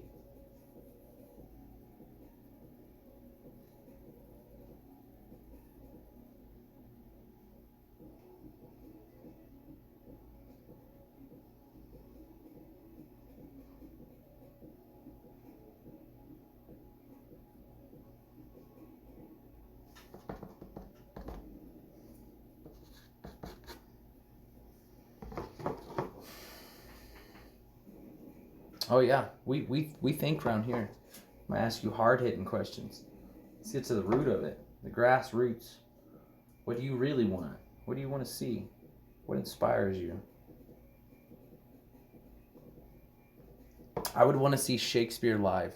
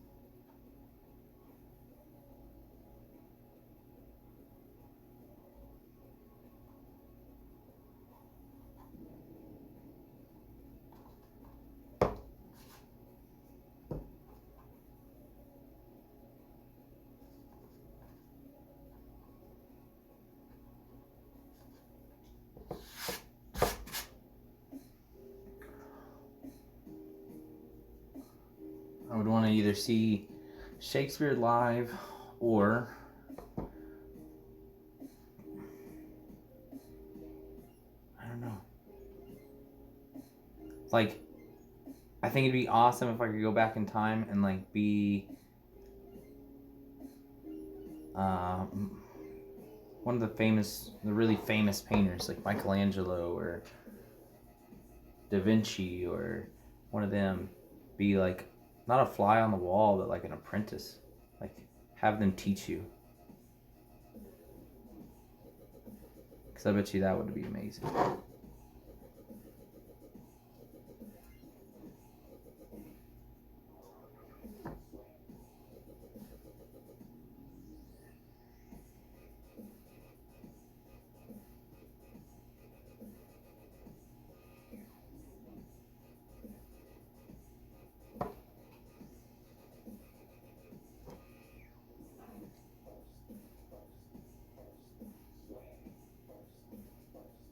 That would be pretty dope too. Rome in its heyday. But I would never want to see Rome in its heyday when I wasn't a Roman. Does that make sense? Like I wouldn't want to be like a Mennonite or something like that back in the day. Whenever Romans ruled the world, that might have been a really rough and tumble experience, don't you think?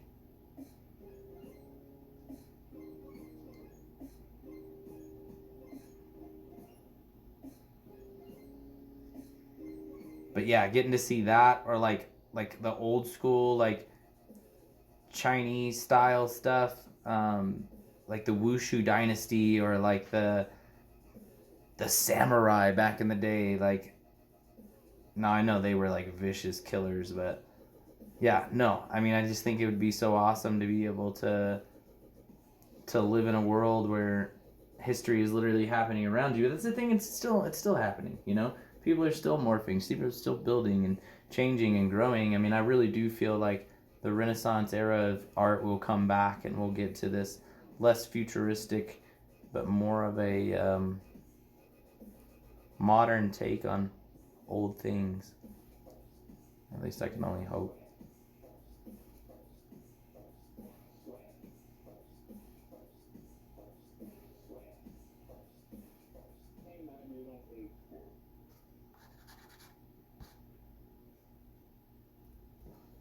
Yeah, exactly.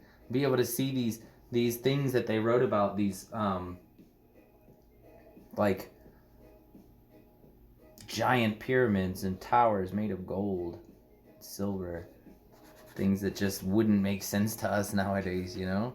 Or yeah, exactly. That style of art, that really beautiful like expressionist style of stuff. I mean, that's awesome. So we're still making our marks here. One mark at a time. one brush stroke at a time, people. Just like life, one day at a time. Don't rush it. Don't plan too far in the future. One day at a time.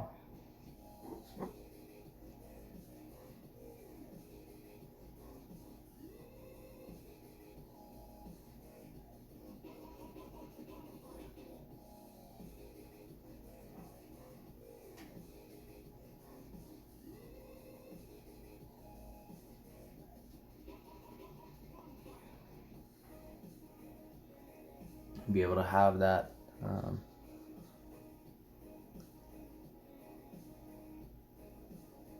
traditional sense of where things come from. Like, could you imagine being able to see like Gandhi in person or Buddha? I mean, I don't know how old you are, but for me, like Gandhi, Buddha, Mother Teresa, these people that were hailed as heroes, like, were they really as awesome as people said? Bro, that's a that's a conversation right there. Yeah, exactly. That's a conversation right there. Like, hey, bruh, what's up? Follow that dude around for a few weeks, see what his Snapchat looks like. Here's another good question. If you could bring anybody to our time, who would you bring? Who would you bring and what would you show them?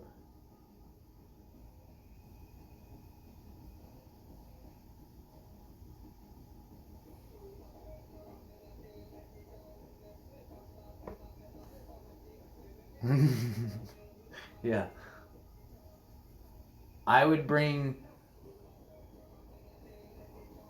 I don't know who I would bring, to be honest with you. I think it'd be funny to bring somebody like really like fucking bring back a caveman or some shit, blow his fucking mind.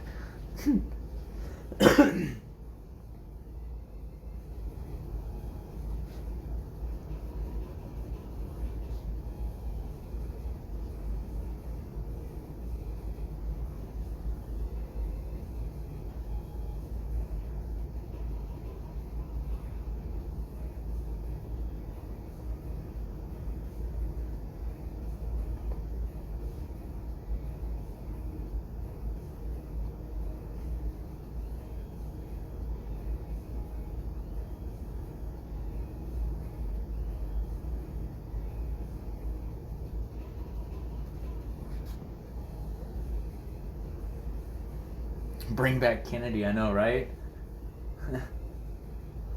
Either bring him back or go to that day and be like, look, bro, you don't need to go to Dallas. It's not that important. I promise you. Don't do it, bro. Don't do it.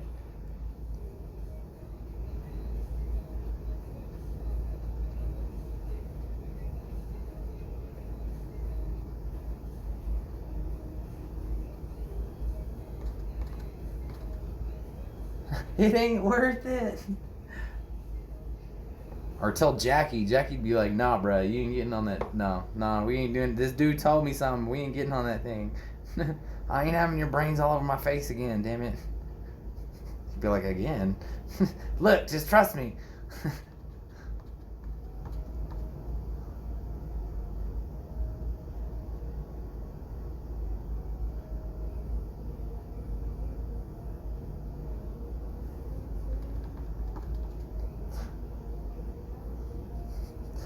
Go back in time and warn people of some shit. Look, I'm from the future, and I read in a history book that you, Caesar, get stabbed in the ass by that dude. Just letting you know. Just give me a heads up, bro. I'm trying to help you out, you know? No, I know y'all are friends. You're cool, I know. I'm just telling you.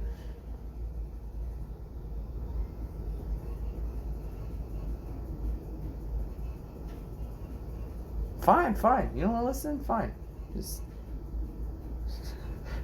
don't trust this guy. He's gonna lead you down a really messed up path, and it's gonna kind of fuck shit up for you for a long time, and you will always be the bad guy in every movie ever made. Just letting you know. You don't have to listen. Just letting you know.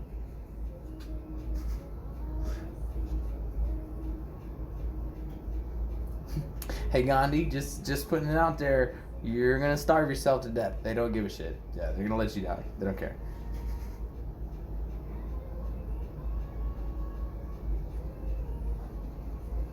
Yeah, sorry, bro. I know. It's rough. I know. You're doing such great thing, but it's not gonna be till like the 1900s that anybody really gives a shit about what you did, or the 1990s. Sorry, bro. Good work though. Good hustle. Give him a good game. Try not to break your hand on his hip bone. Fuck, bro, eat a cheeseburger. Shit. I'm going to hell.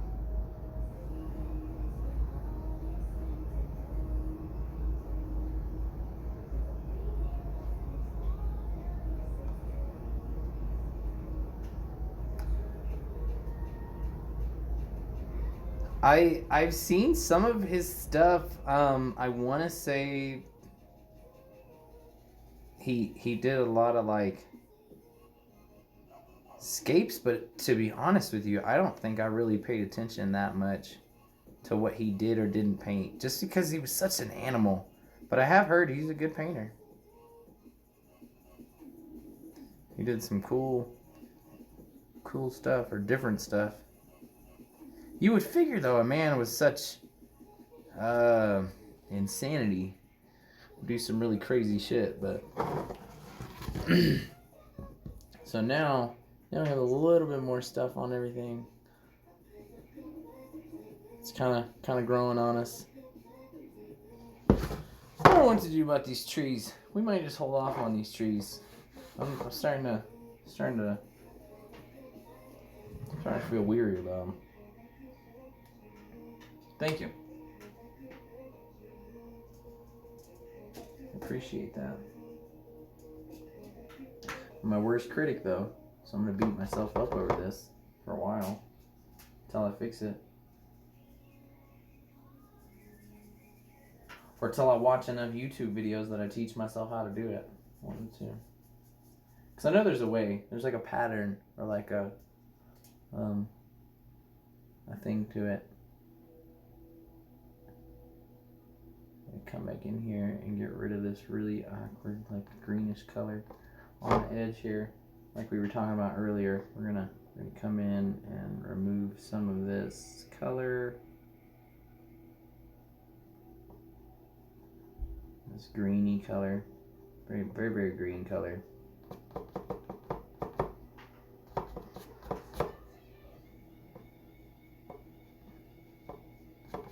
There we go. So now we kind of took that separation there out a little bit. Actually, I'm gonna add a little bit more of this color right here. A little bit more of that color. Let's see.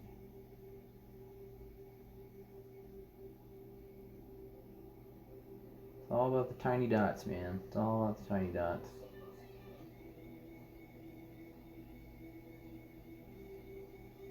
That side texture.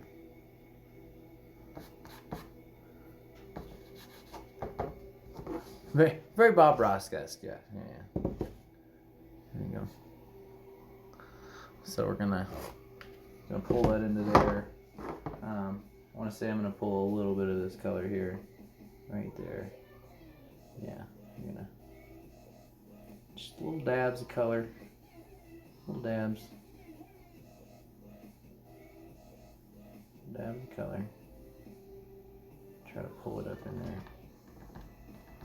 And then one of the things that I've seen too is, like, a lot of people, you can see the tip of my finger is nice and colored green. By using different kinds of, like, greens and stuff like that in the tips of your finger, you can kind of, like, blot it out and make this cool little, like, blotted effect.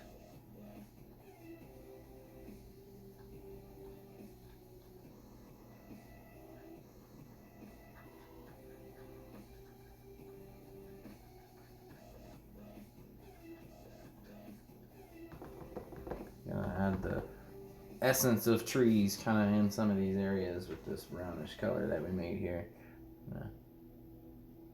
Dab in, like, some little tree details here and there. Kind of make our trees look a little bit more stand out. It's just right here in the front, though. We're not gonna do the whole shit and shaboodle. Just a few of these little areas where we went kind of dark on. We've only got a few little spots that we did, like, kind of that outline we took. Like, born and raised, like, born, or like, where am I at now?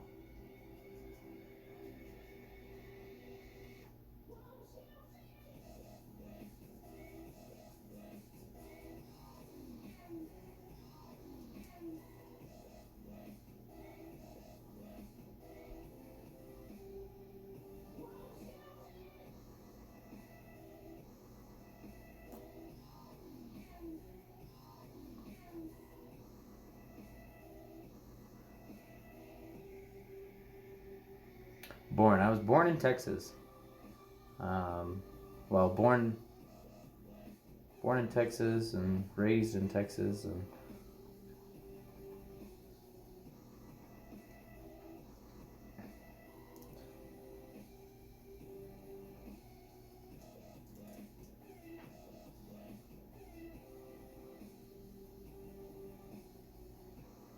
had a weird upbringing, kind of moved all over the place, got to see a lot of Texas. I live in Colorado now.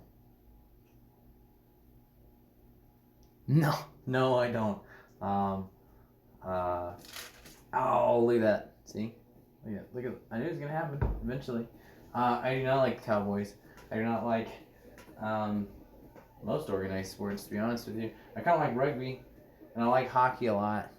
I just hate sports where we pay people millions and millions and millions and millions and like more money than anybody ever deserves to get paid to play something that they supposedly love.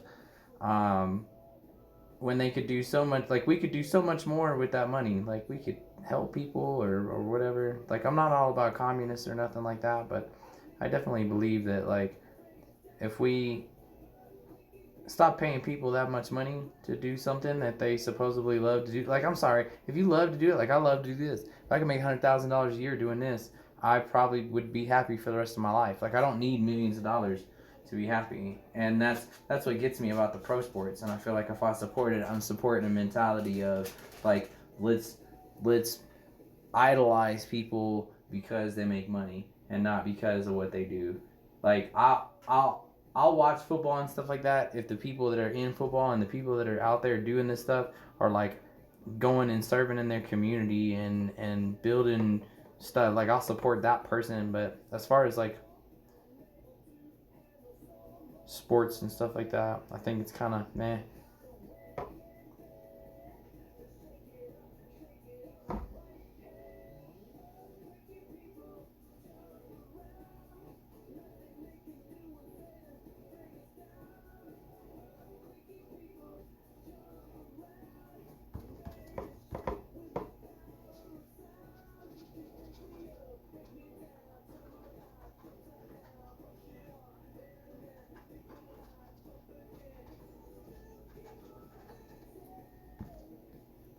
Soccer, yeah, no, soccer's awesome.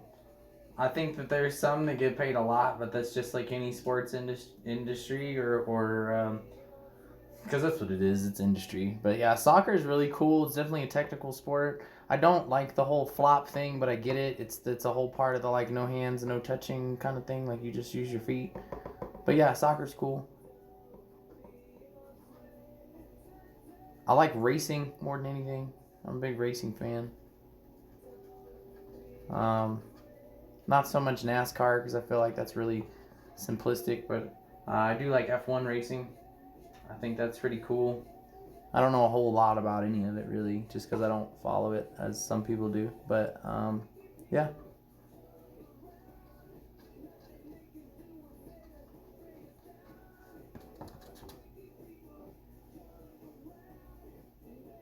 Favorite brand? What do you mean? Like as far as just stuff or um, sports affiliated teams or like what are we digging for?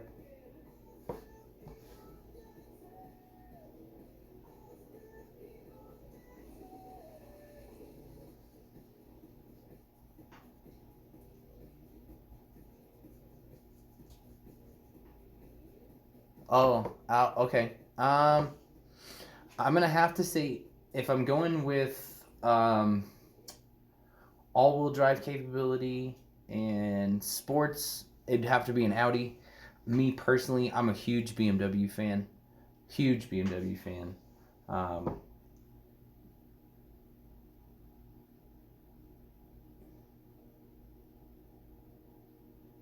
I've owned a 1 Series. I want another one. They were such cool cars.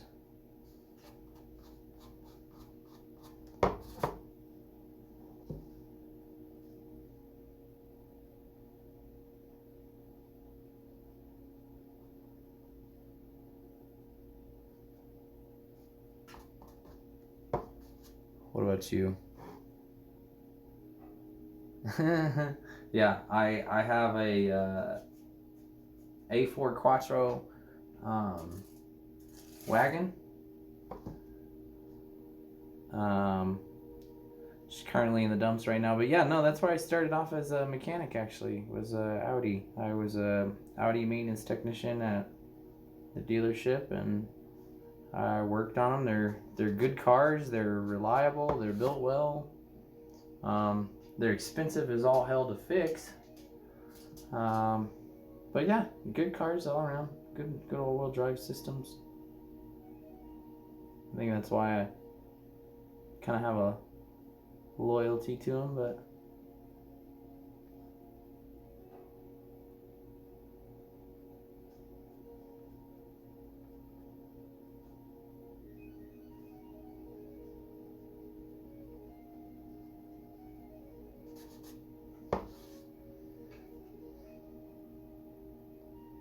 nice. Yeah, mine's 08. Yeah, because the truck's at 12. So yeah, 08 Audi A4 wagon, 2.0 T.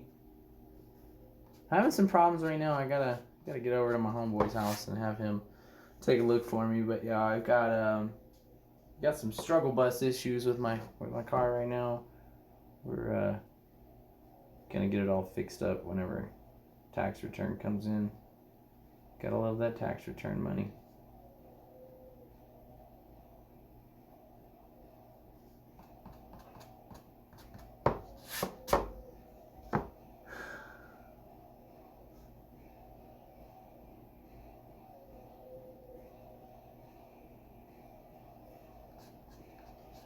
Okay, so you can see we've gone back in with this brownish color, and we added in the brown to the grass again.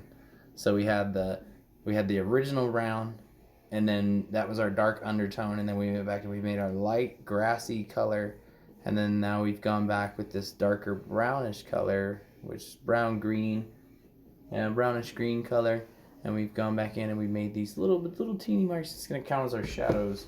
We're gonna kind of build out some of those shadows a little bit better.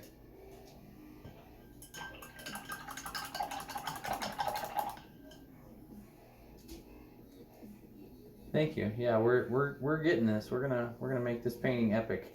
It's gonna be all built in the way that we want. It's gonna have the depth that we want. We're gonna really do it to it this time. The first time around, you know, we played with it.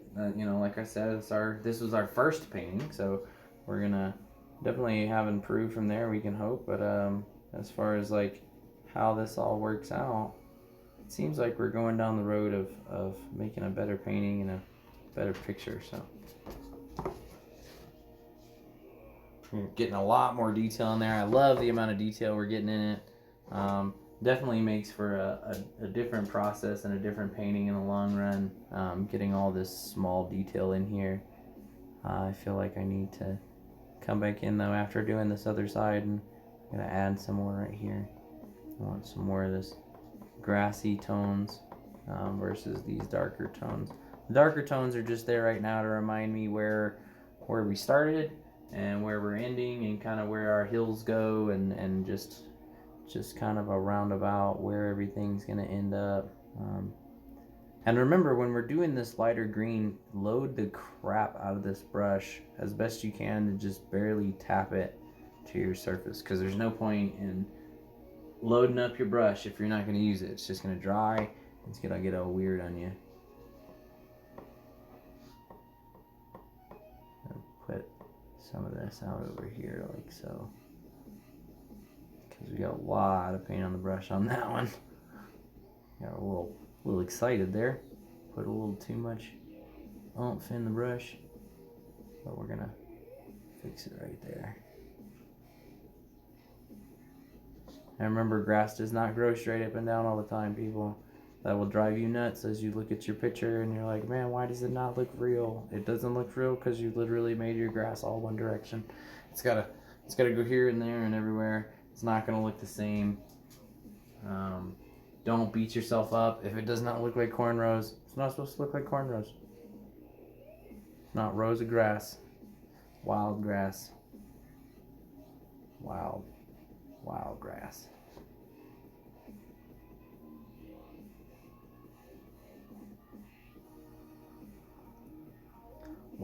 Wild grass.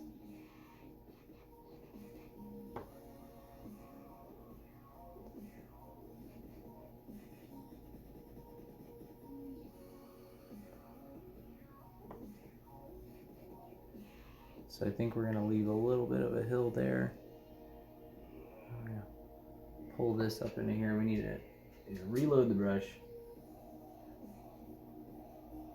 And just like I was showing last time, I'll give you an up close and personal of what we're doing with the brush here and how we're loading it. Just like last time, gonna load really, really heavy, pushing straight down. And when you look at the brush, you want that one side flat with almost no paint on it, and then kind of the bubble on the other side.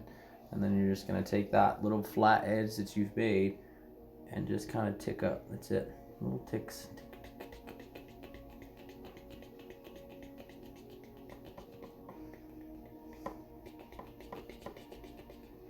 Tick, tick, tick, tick, tick, tick, tick, tick, tick. Like a fucking time bomb, man. Just tick, tick, tick, tick. That's what drives you nuts about this, is you gotta do the same motion over and over and over and over and over. It's alright. Ends up giving it life. We're probably gonna have to go back in and do or redo the flowers in some of these areas, because it looks like our flowers are gonna get taken over by green tick marks. But we'll go back in and we'll add some little details into our flowers and see what we can. Have I been to Europe before? No, I have not. I have a lot of friends in Europe. I almost got stationed in Europe, but I've never been to Europe.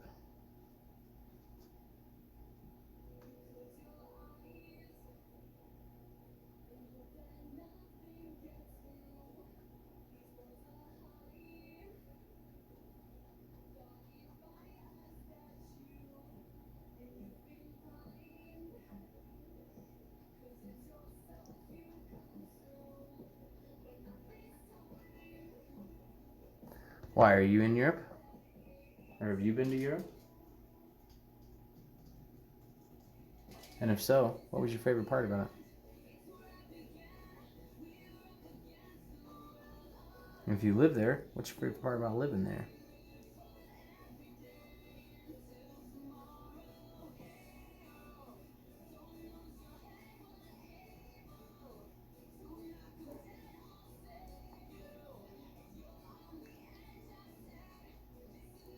Denmark and Icelandic. This is what I'm talking about.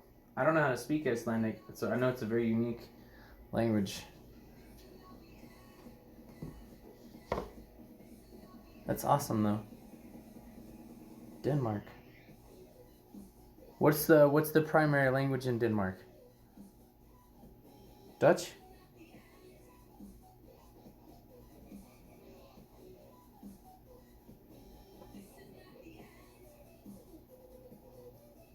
Danish? Okay. And then do you speak Danish, or do you speak primarily your native language of Icelandic? Is it like here where it's just like kind of a everybody just knows what you're talking about?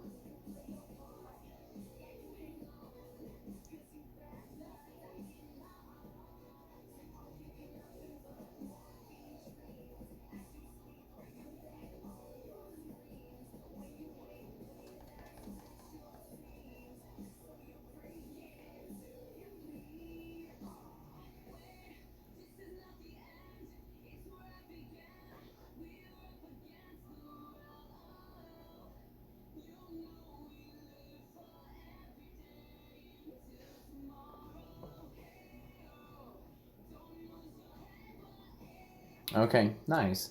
So you still get to keep your roots. That's important. I think that's more what I was getting at. Like a lot of people, for me it's different because I live in a country that's more self-obsessed than anything. So they're critical on other languages or other places. But like I think it's cool that people can speak Spanish or speak English and Spanish. The bilingualness. It makes for a very unique home environment, and it makes for really good conversation. I think it's important for people to hold on to their roots. You ever been to the Louvre? You seen that? I know everything's kind of a hop, skip, and a jump away for the most part, by train or whatever.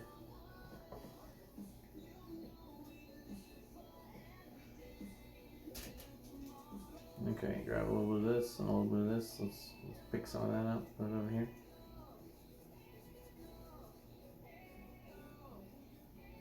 long time ago.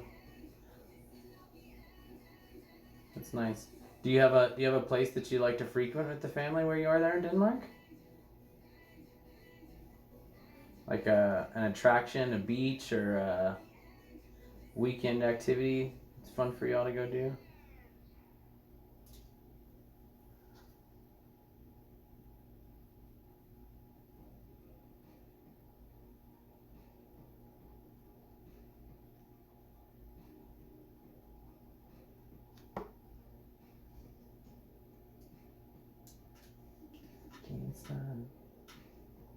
There we go. Clean it off. Reload. Don't be afraid to clean it off. It's not gonna hurt it. You'll make more than enough paint to go buy whatever you need to get done.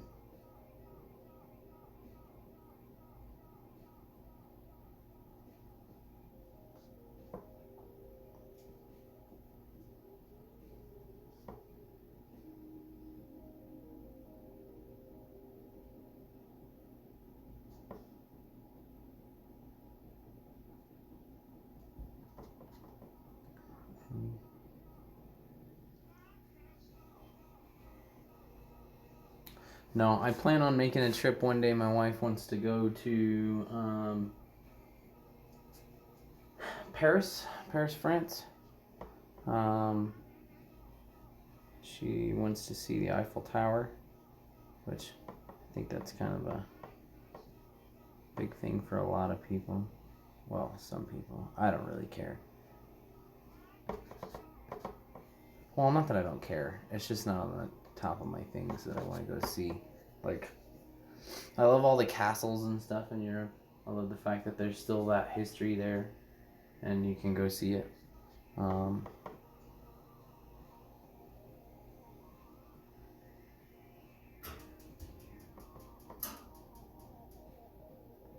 love all the lore that exists too. Like, there's so much stuff that just like like Krampus, right? Krampus was something that I heard about as I got older, because I never knew about this. But then I hear about it, and it's like, dude, that's the best thing in the world. Oh, you don't want to listen? There's me, this demon that follows Santa around, and he's gonna snatch your ass up. You don't shut the fuck up. You know, start listening to little Timmy fucking Krampus gonna eat your punk ass. Krampus. That shit's hilarious. I'm sorry, I don't care who you are.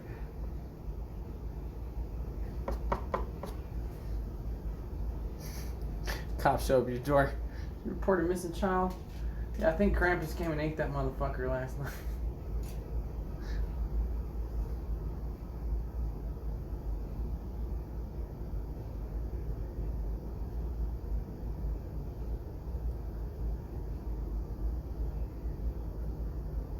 Don't do it. Don't do it to yourself. I'm the opposite. I'm so tired of this place, I want to go there. I just can't. I can't do it anymore, man. There's just so much dumb going on. And people, I don't know, man. I'm all for people living their life and freedom and all that stuff. But, like, we're starting to become a place that ain't even that free no more. So many rules and regulations and descriptions and just things that just don't fucking make any sense. People eating Tide Pods and shit. Yeah, but the thing is, though, is it's being stripped away. And it's not...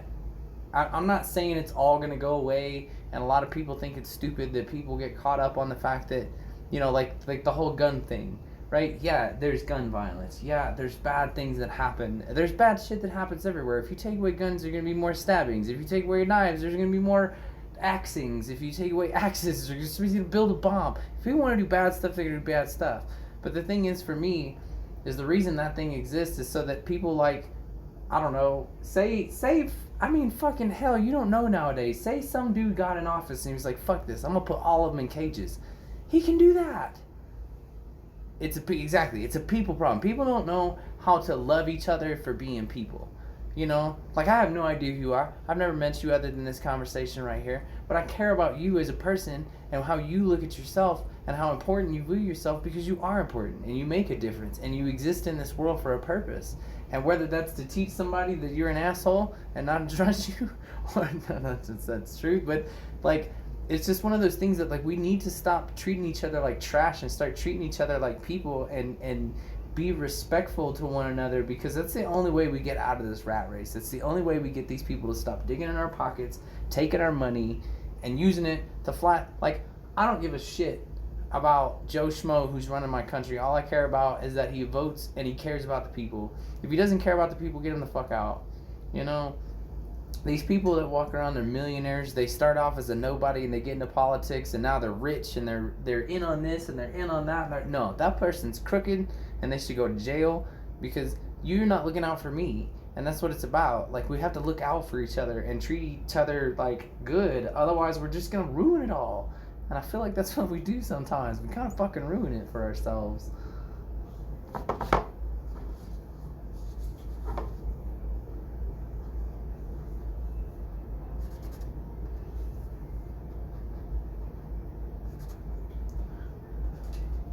I don't know.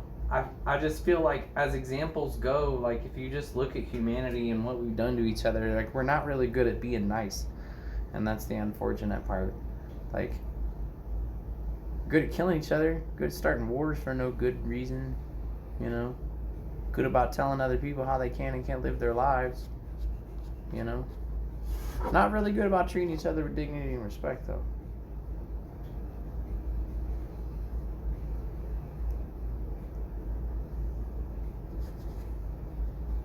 Oh, damn it. That's too much.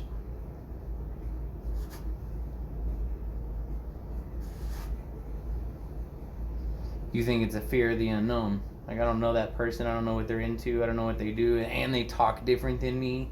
Oh, how dare they talk different than me. Like that kind of stuff. Because I think that has a lot to do with it, too. I think it's such a misunderstanding, you know. There are people, oh, they, you know, they're this way or they're this way because that's where they're from. So it makes them bad or it makes them good or whatever. I think it's a big fear thing. I think you're right. We fear each other. We fear what doesn't make sense.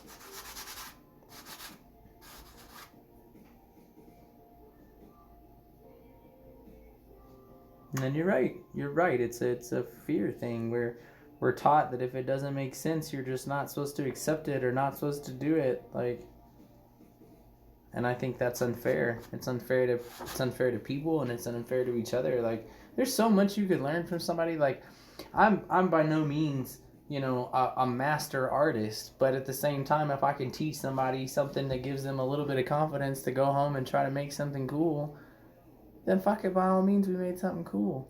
You know, it's not up to me to keep my knowledge out of myself. It's up to me to share it and to be awesome with it, and to help other people to be awesome with it.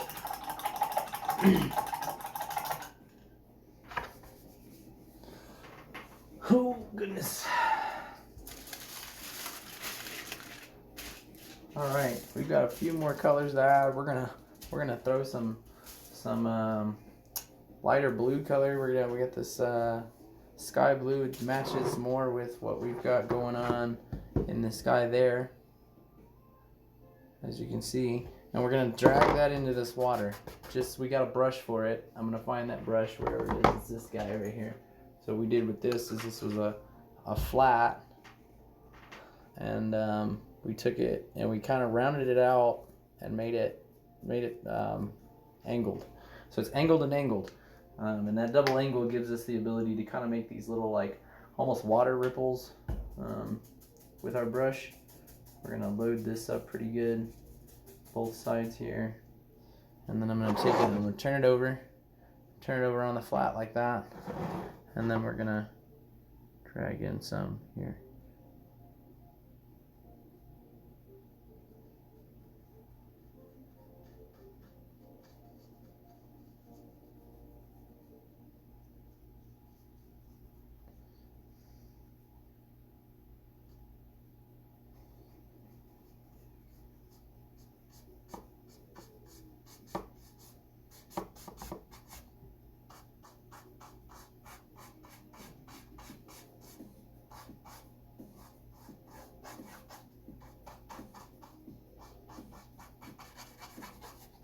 See, what that does is you can kind of tell it just adds like this nice little texture. That's all we want. Little texture, little water ripple. We're not going for realism yet. We just want blocked in color. We don't want anything crazy.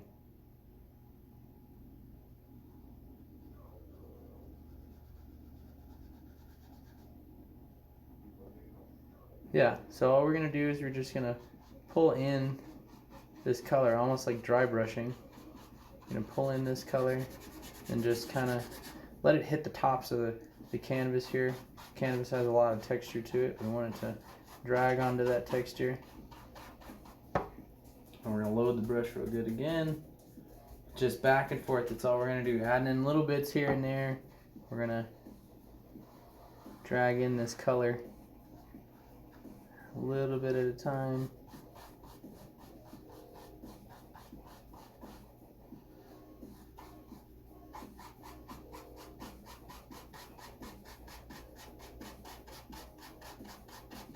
And by adding it in kind of unevenly, we get that blue shining through, so it gives us the depth, right? That's what darker colors do. They give us contrast, so they give us depth.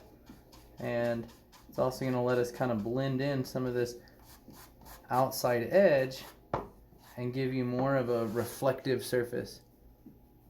Did I say cannabis? No. Did you say cannabis?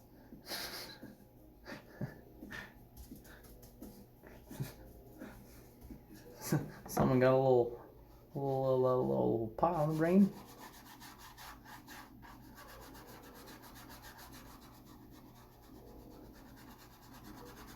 I think that could probably solve a lot of the world's issues too, man. Like, you two don't like each other, you sit in this room and you just get stoned out of your mind and you tell me how you feel.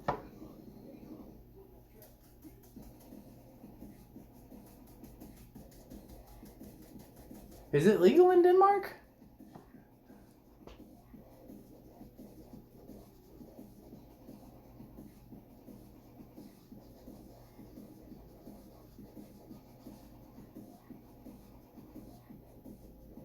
No. Yeah, I didn't think so. There's a lot of European countries. So what's your view on it then? I mean, you're in a place where, you know, much like America, it's kind of certain places and certain places it's not. I thought what's that? Amsterdam or whatever had it. That they were the Netherlands.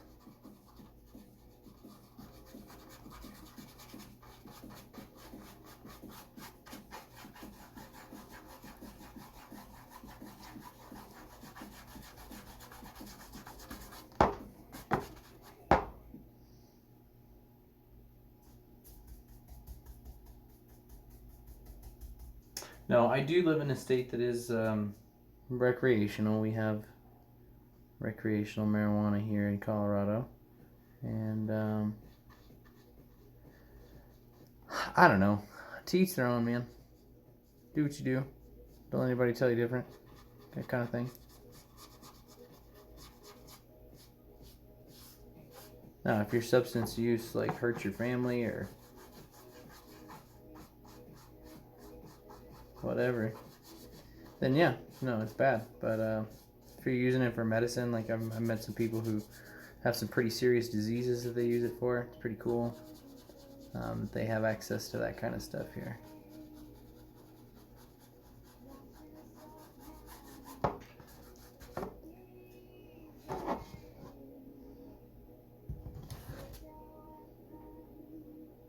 So now that we've added this blue color, you can kind of see like around the shoreline we get a little darker, which is kind of what we want. We want that darkness around the color.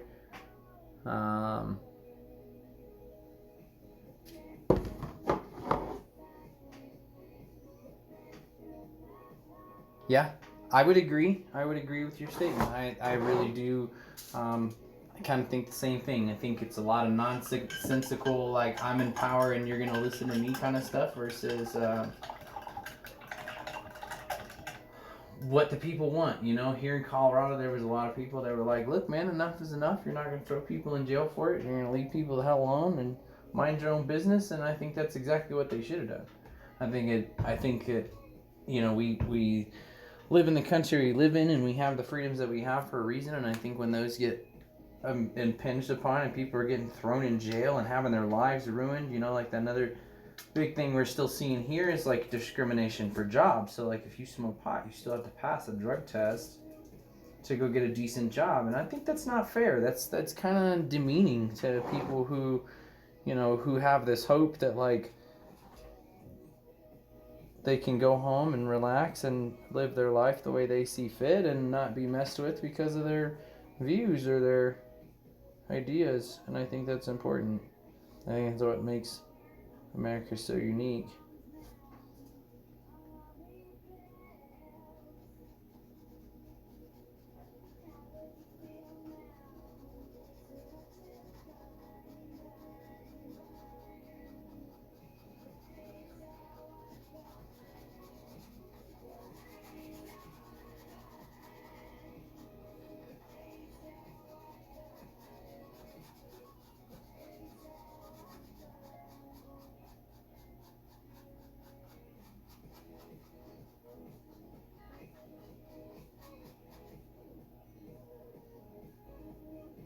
Freedom! Exactly. Freedom.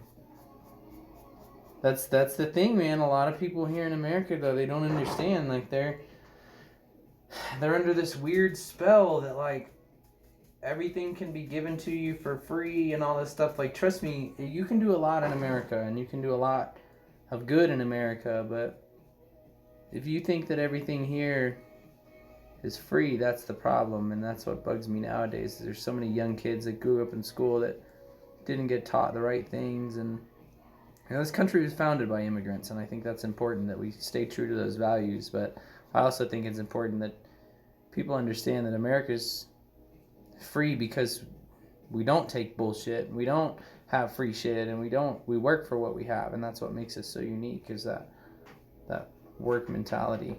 And I see us letting go of that a lot. I see a lot of people wanting free and not freedom. And it's very unfortunate. It makes life harder than it needs to be. So we're gonna nope. I don't know what we're doing. Maybe some gray. Maybe a little gray. Maybe the tiniest little bit of gray. Kind of seed this in different spots. Yeah. Seed that like that. Just a little bit of gray in there, kind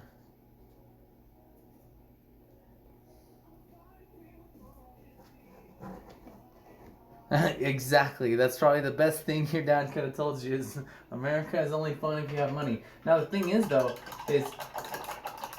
and the interesting thing about America is you can make money doing just about anything. I mean, for goodness sakes, a lot of people don't think about it, but like if you came here, say, and you wanted to make a living and you wanted to make a side hustle that was going to make you money, all you had to do is go online, go to Craigslist, and find the free stuff around the area and take that free stuff and then go sell it to somebody else, and boom, now you've made money. You've literally made an income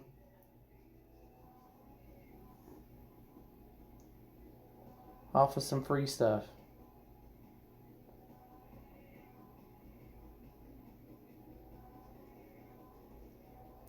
Because Americans are wasteful. I don't know if you know this yet. They're extremely wasteful. We'll throw away something that's perfectly good just because it doesn't look the way we want or it's not fashion forward anymore.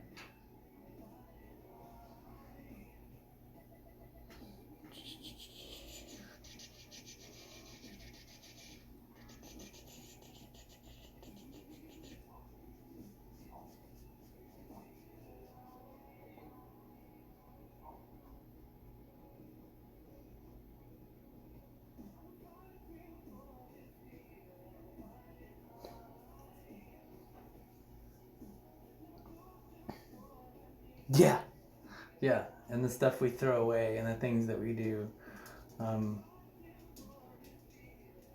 But I think it's because we're also a consumer society. Like we're enveloped in the idea of a consumer nation, and I think that.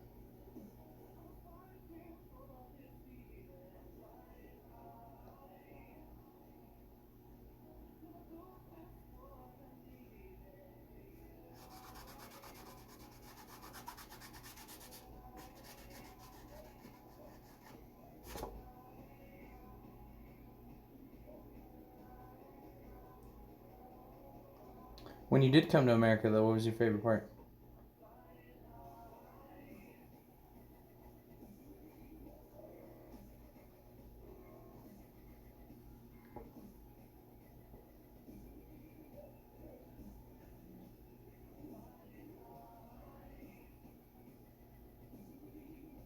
Nice.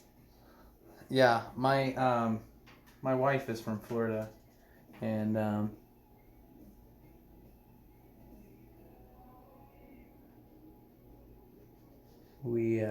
we go down there every once in a while. Really pretty.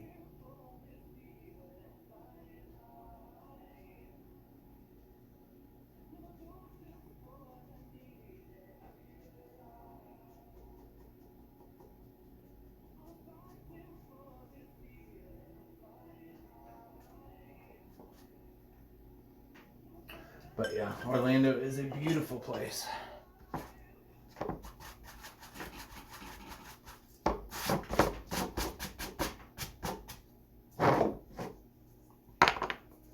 Okay, now we gotta come back in. We gotta do green again because I messed it up. I drug way too much blue and white over. Yeah, so here's our reflection on the water. We're gonna go back in and we're gonna put the green back in right here where we just lost it. But yeah, and then we'll be kind of done with that. We're gonna be done with this one until I can teach myself how to do trees.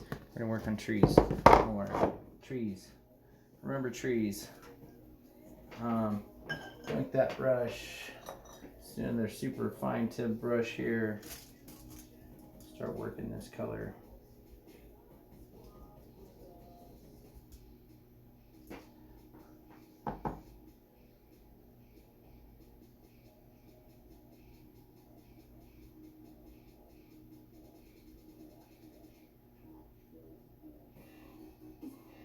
Because you want all those lines and marks, you want them over the top of everything. You want them.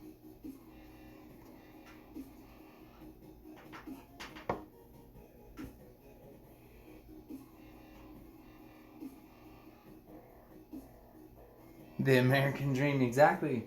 Yeah, man.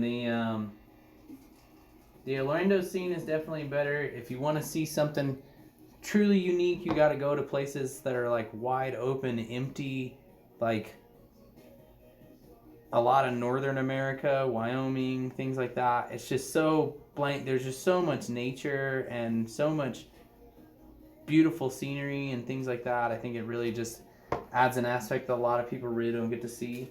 The Rocky Mountains, you got to go to Denver and see the Rocky Mountains. Where Colorado Springs really, in my opinion, has a better view of the Rockies because you're right at the base of it, so you get to see it going all the way up that edge.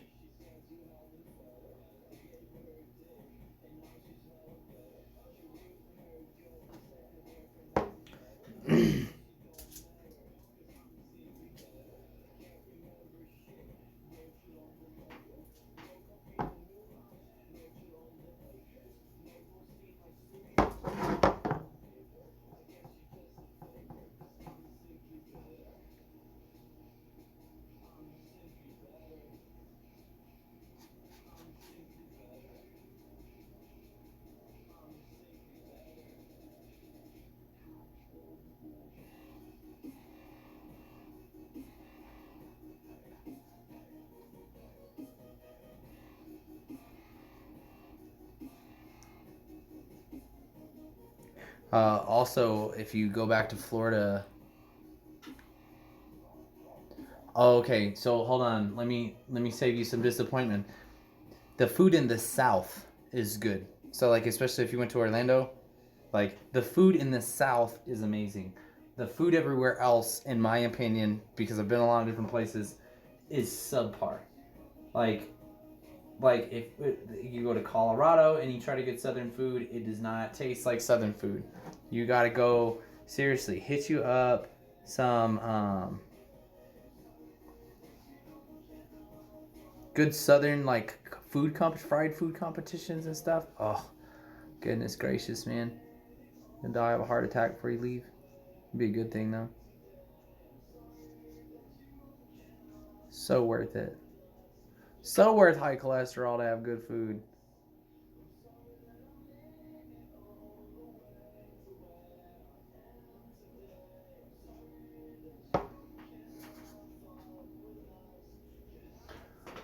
Okay, so we've done that. Now we're gonna go back over it. Y'all, a little water.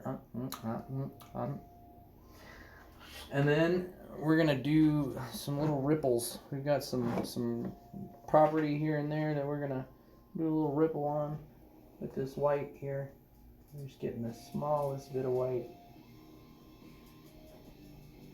Let's just load that up the best that we can. Now this brush is a little bit different. So this brush, we took a regular brush and we literally trimmed it down to where there's like a half of nothing on this thing, and we're just gonna use it to make the smallest little white marks on the surface of the water here.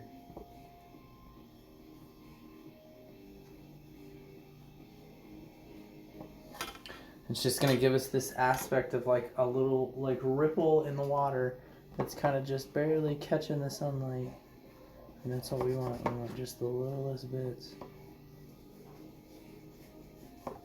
So we're gonna drag it along here. Drag it along here.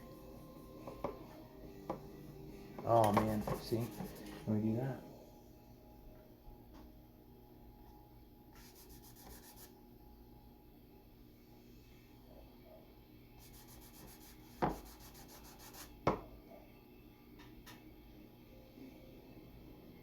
A little bit of some of that actually right there.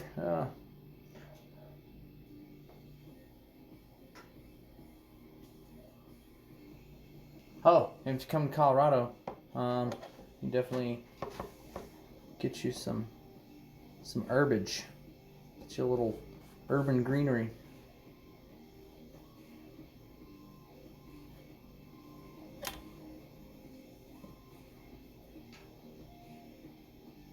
Whip it through. Whip. Whip it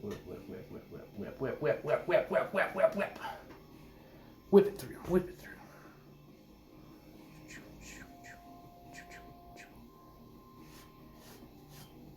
And then drag it out. Hey, it's been awesome, Cream.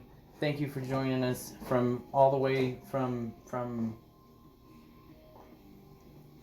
damn it, I forgot it. I know you speak Dutch. But thank you for stopping in and having a conversation. Thank you for sharing the time with us. Feel free, jump in anytime. Here's where we're at, bud. That way you don't get to, having to hop off without seeing where we made it to. This is where we're at right now. But best of luck to you. Good talking to you. Peace.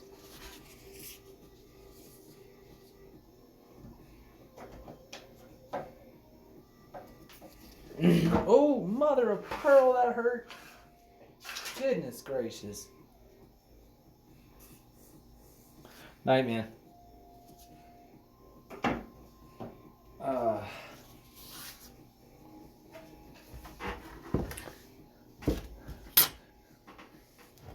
All right.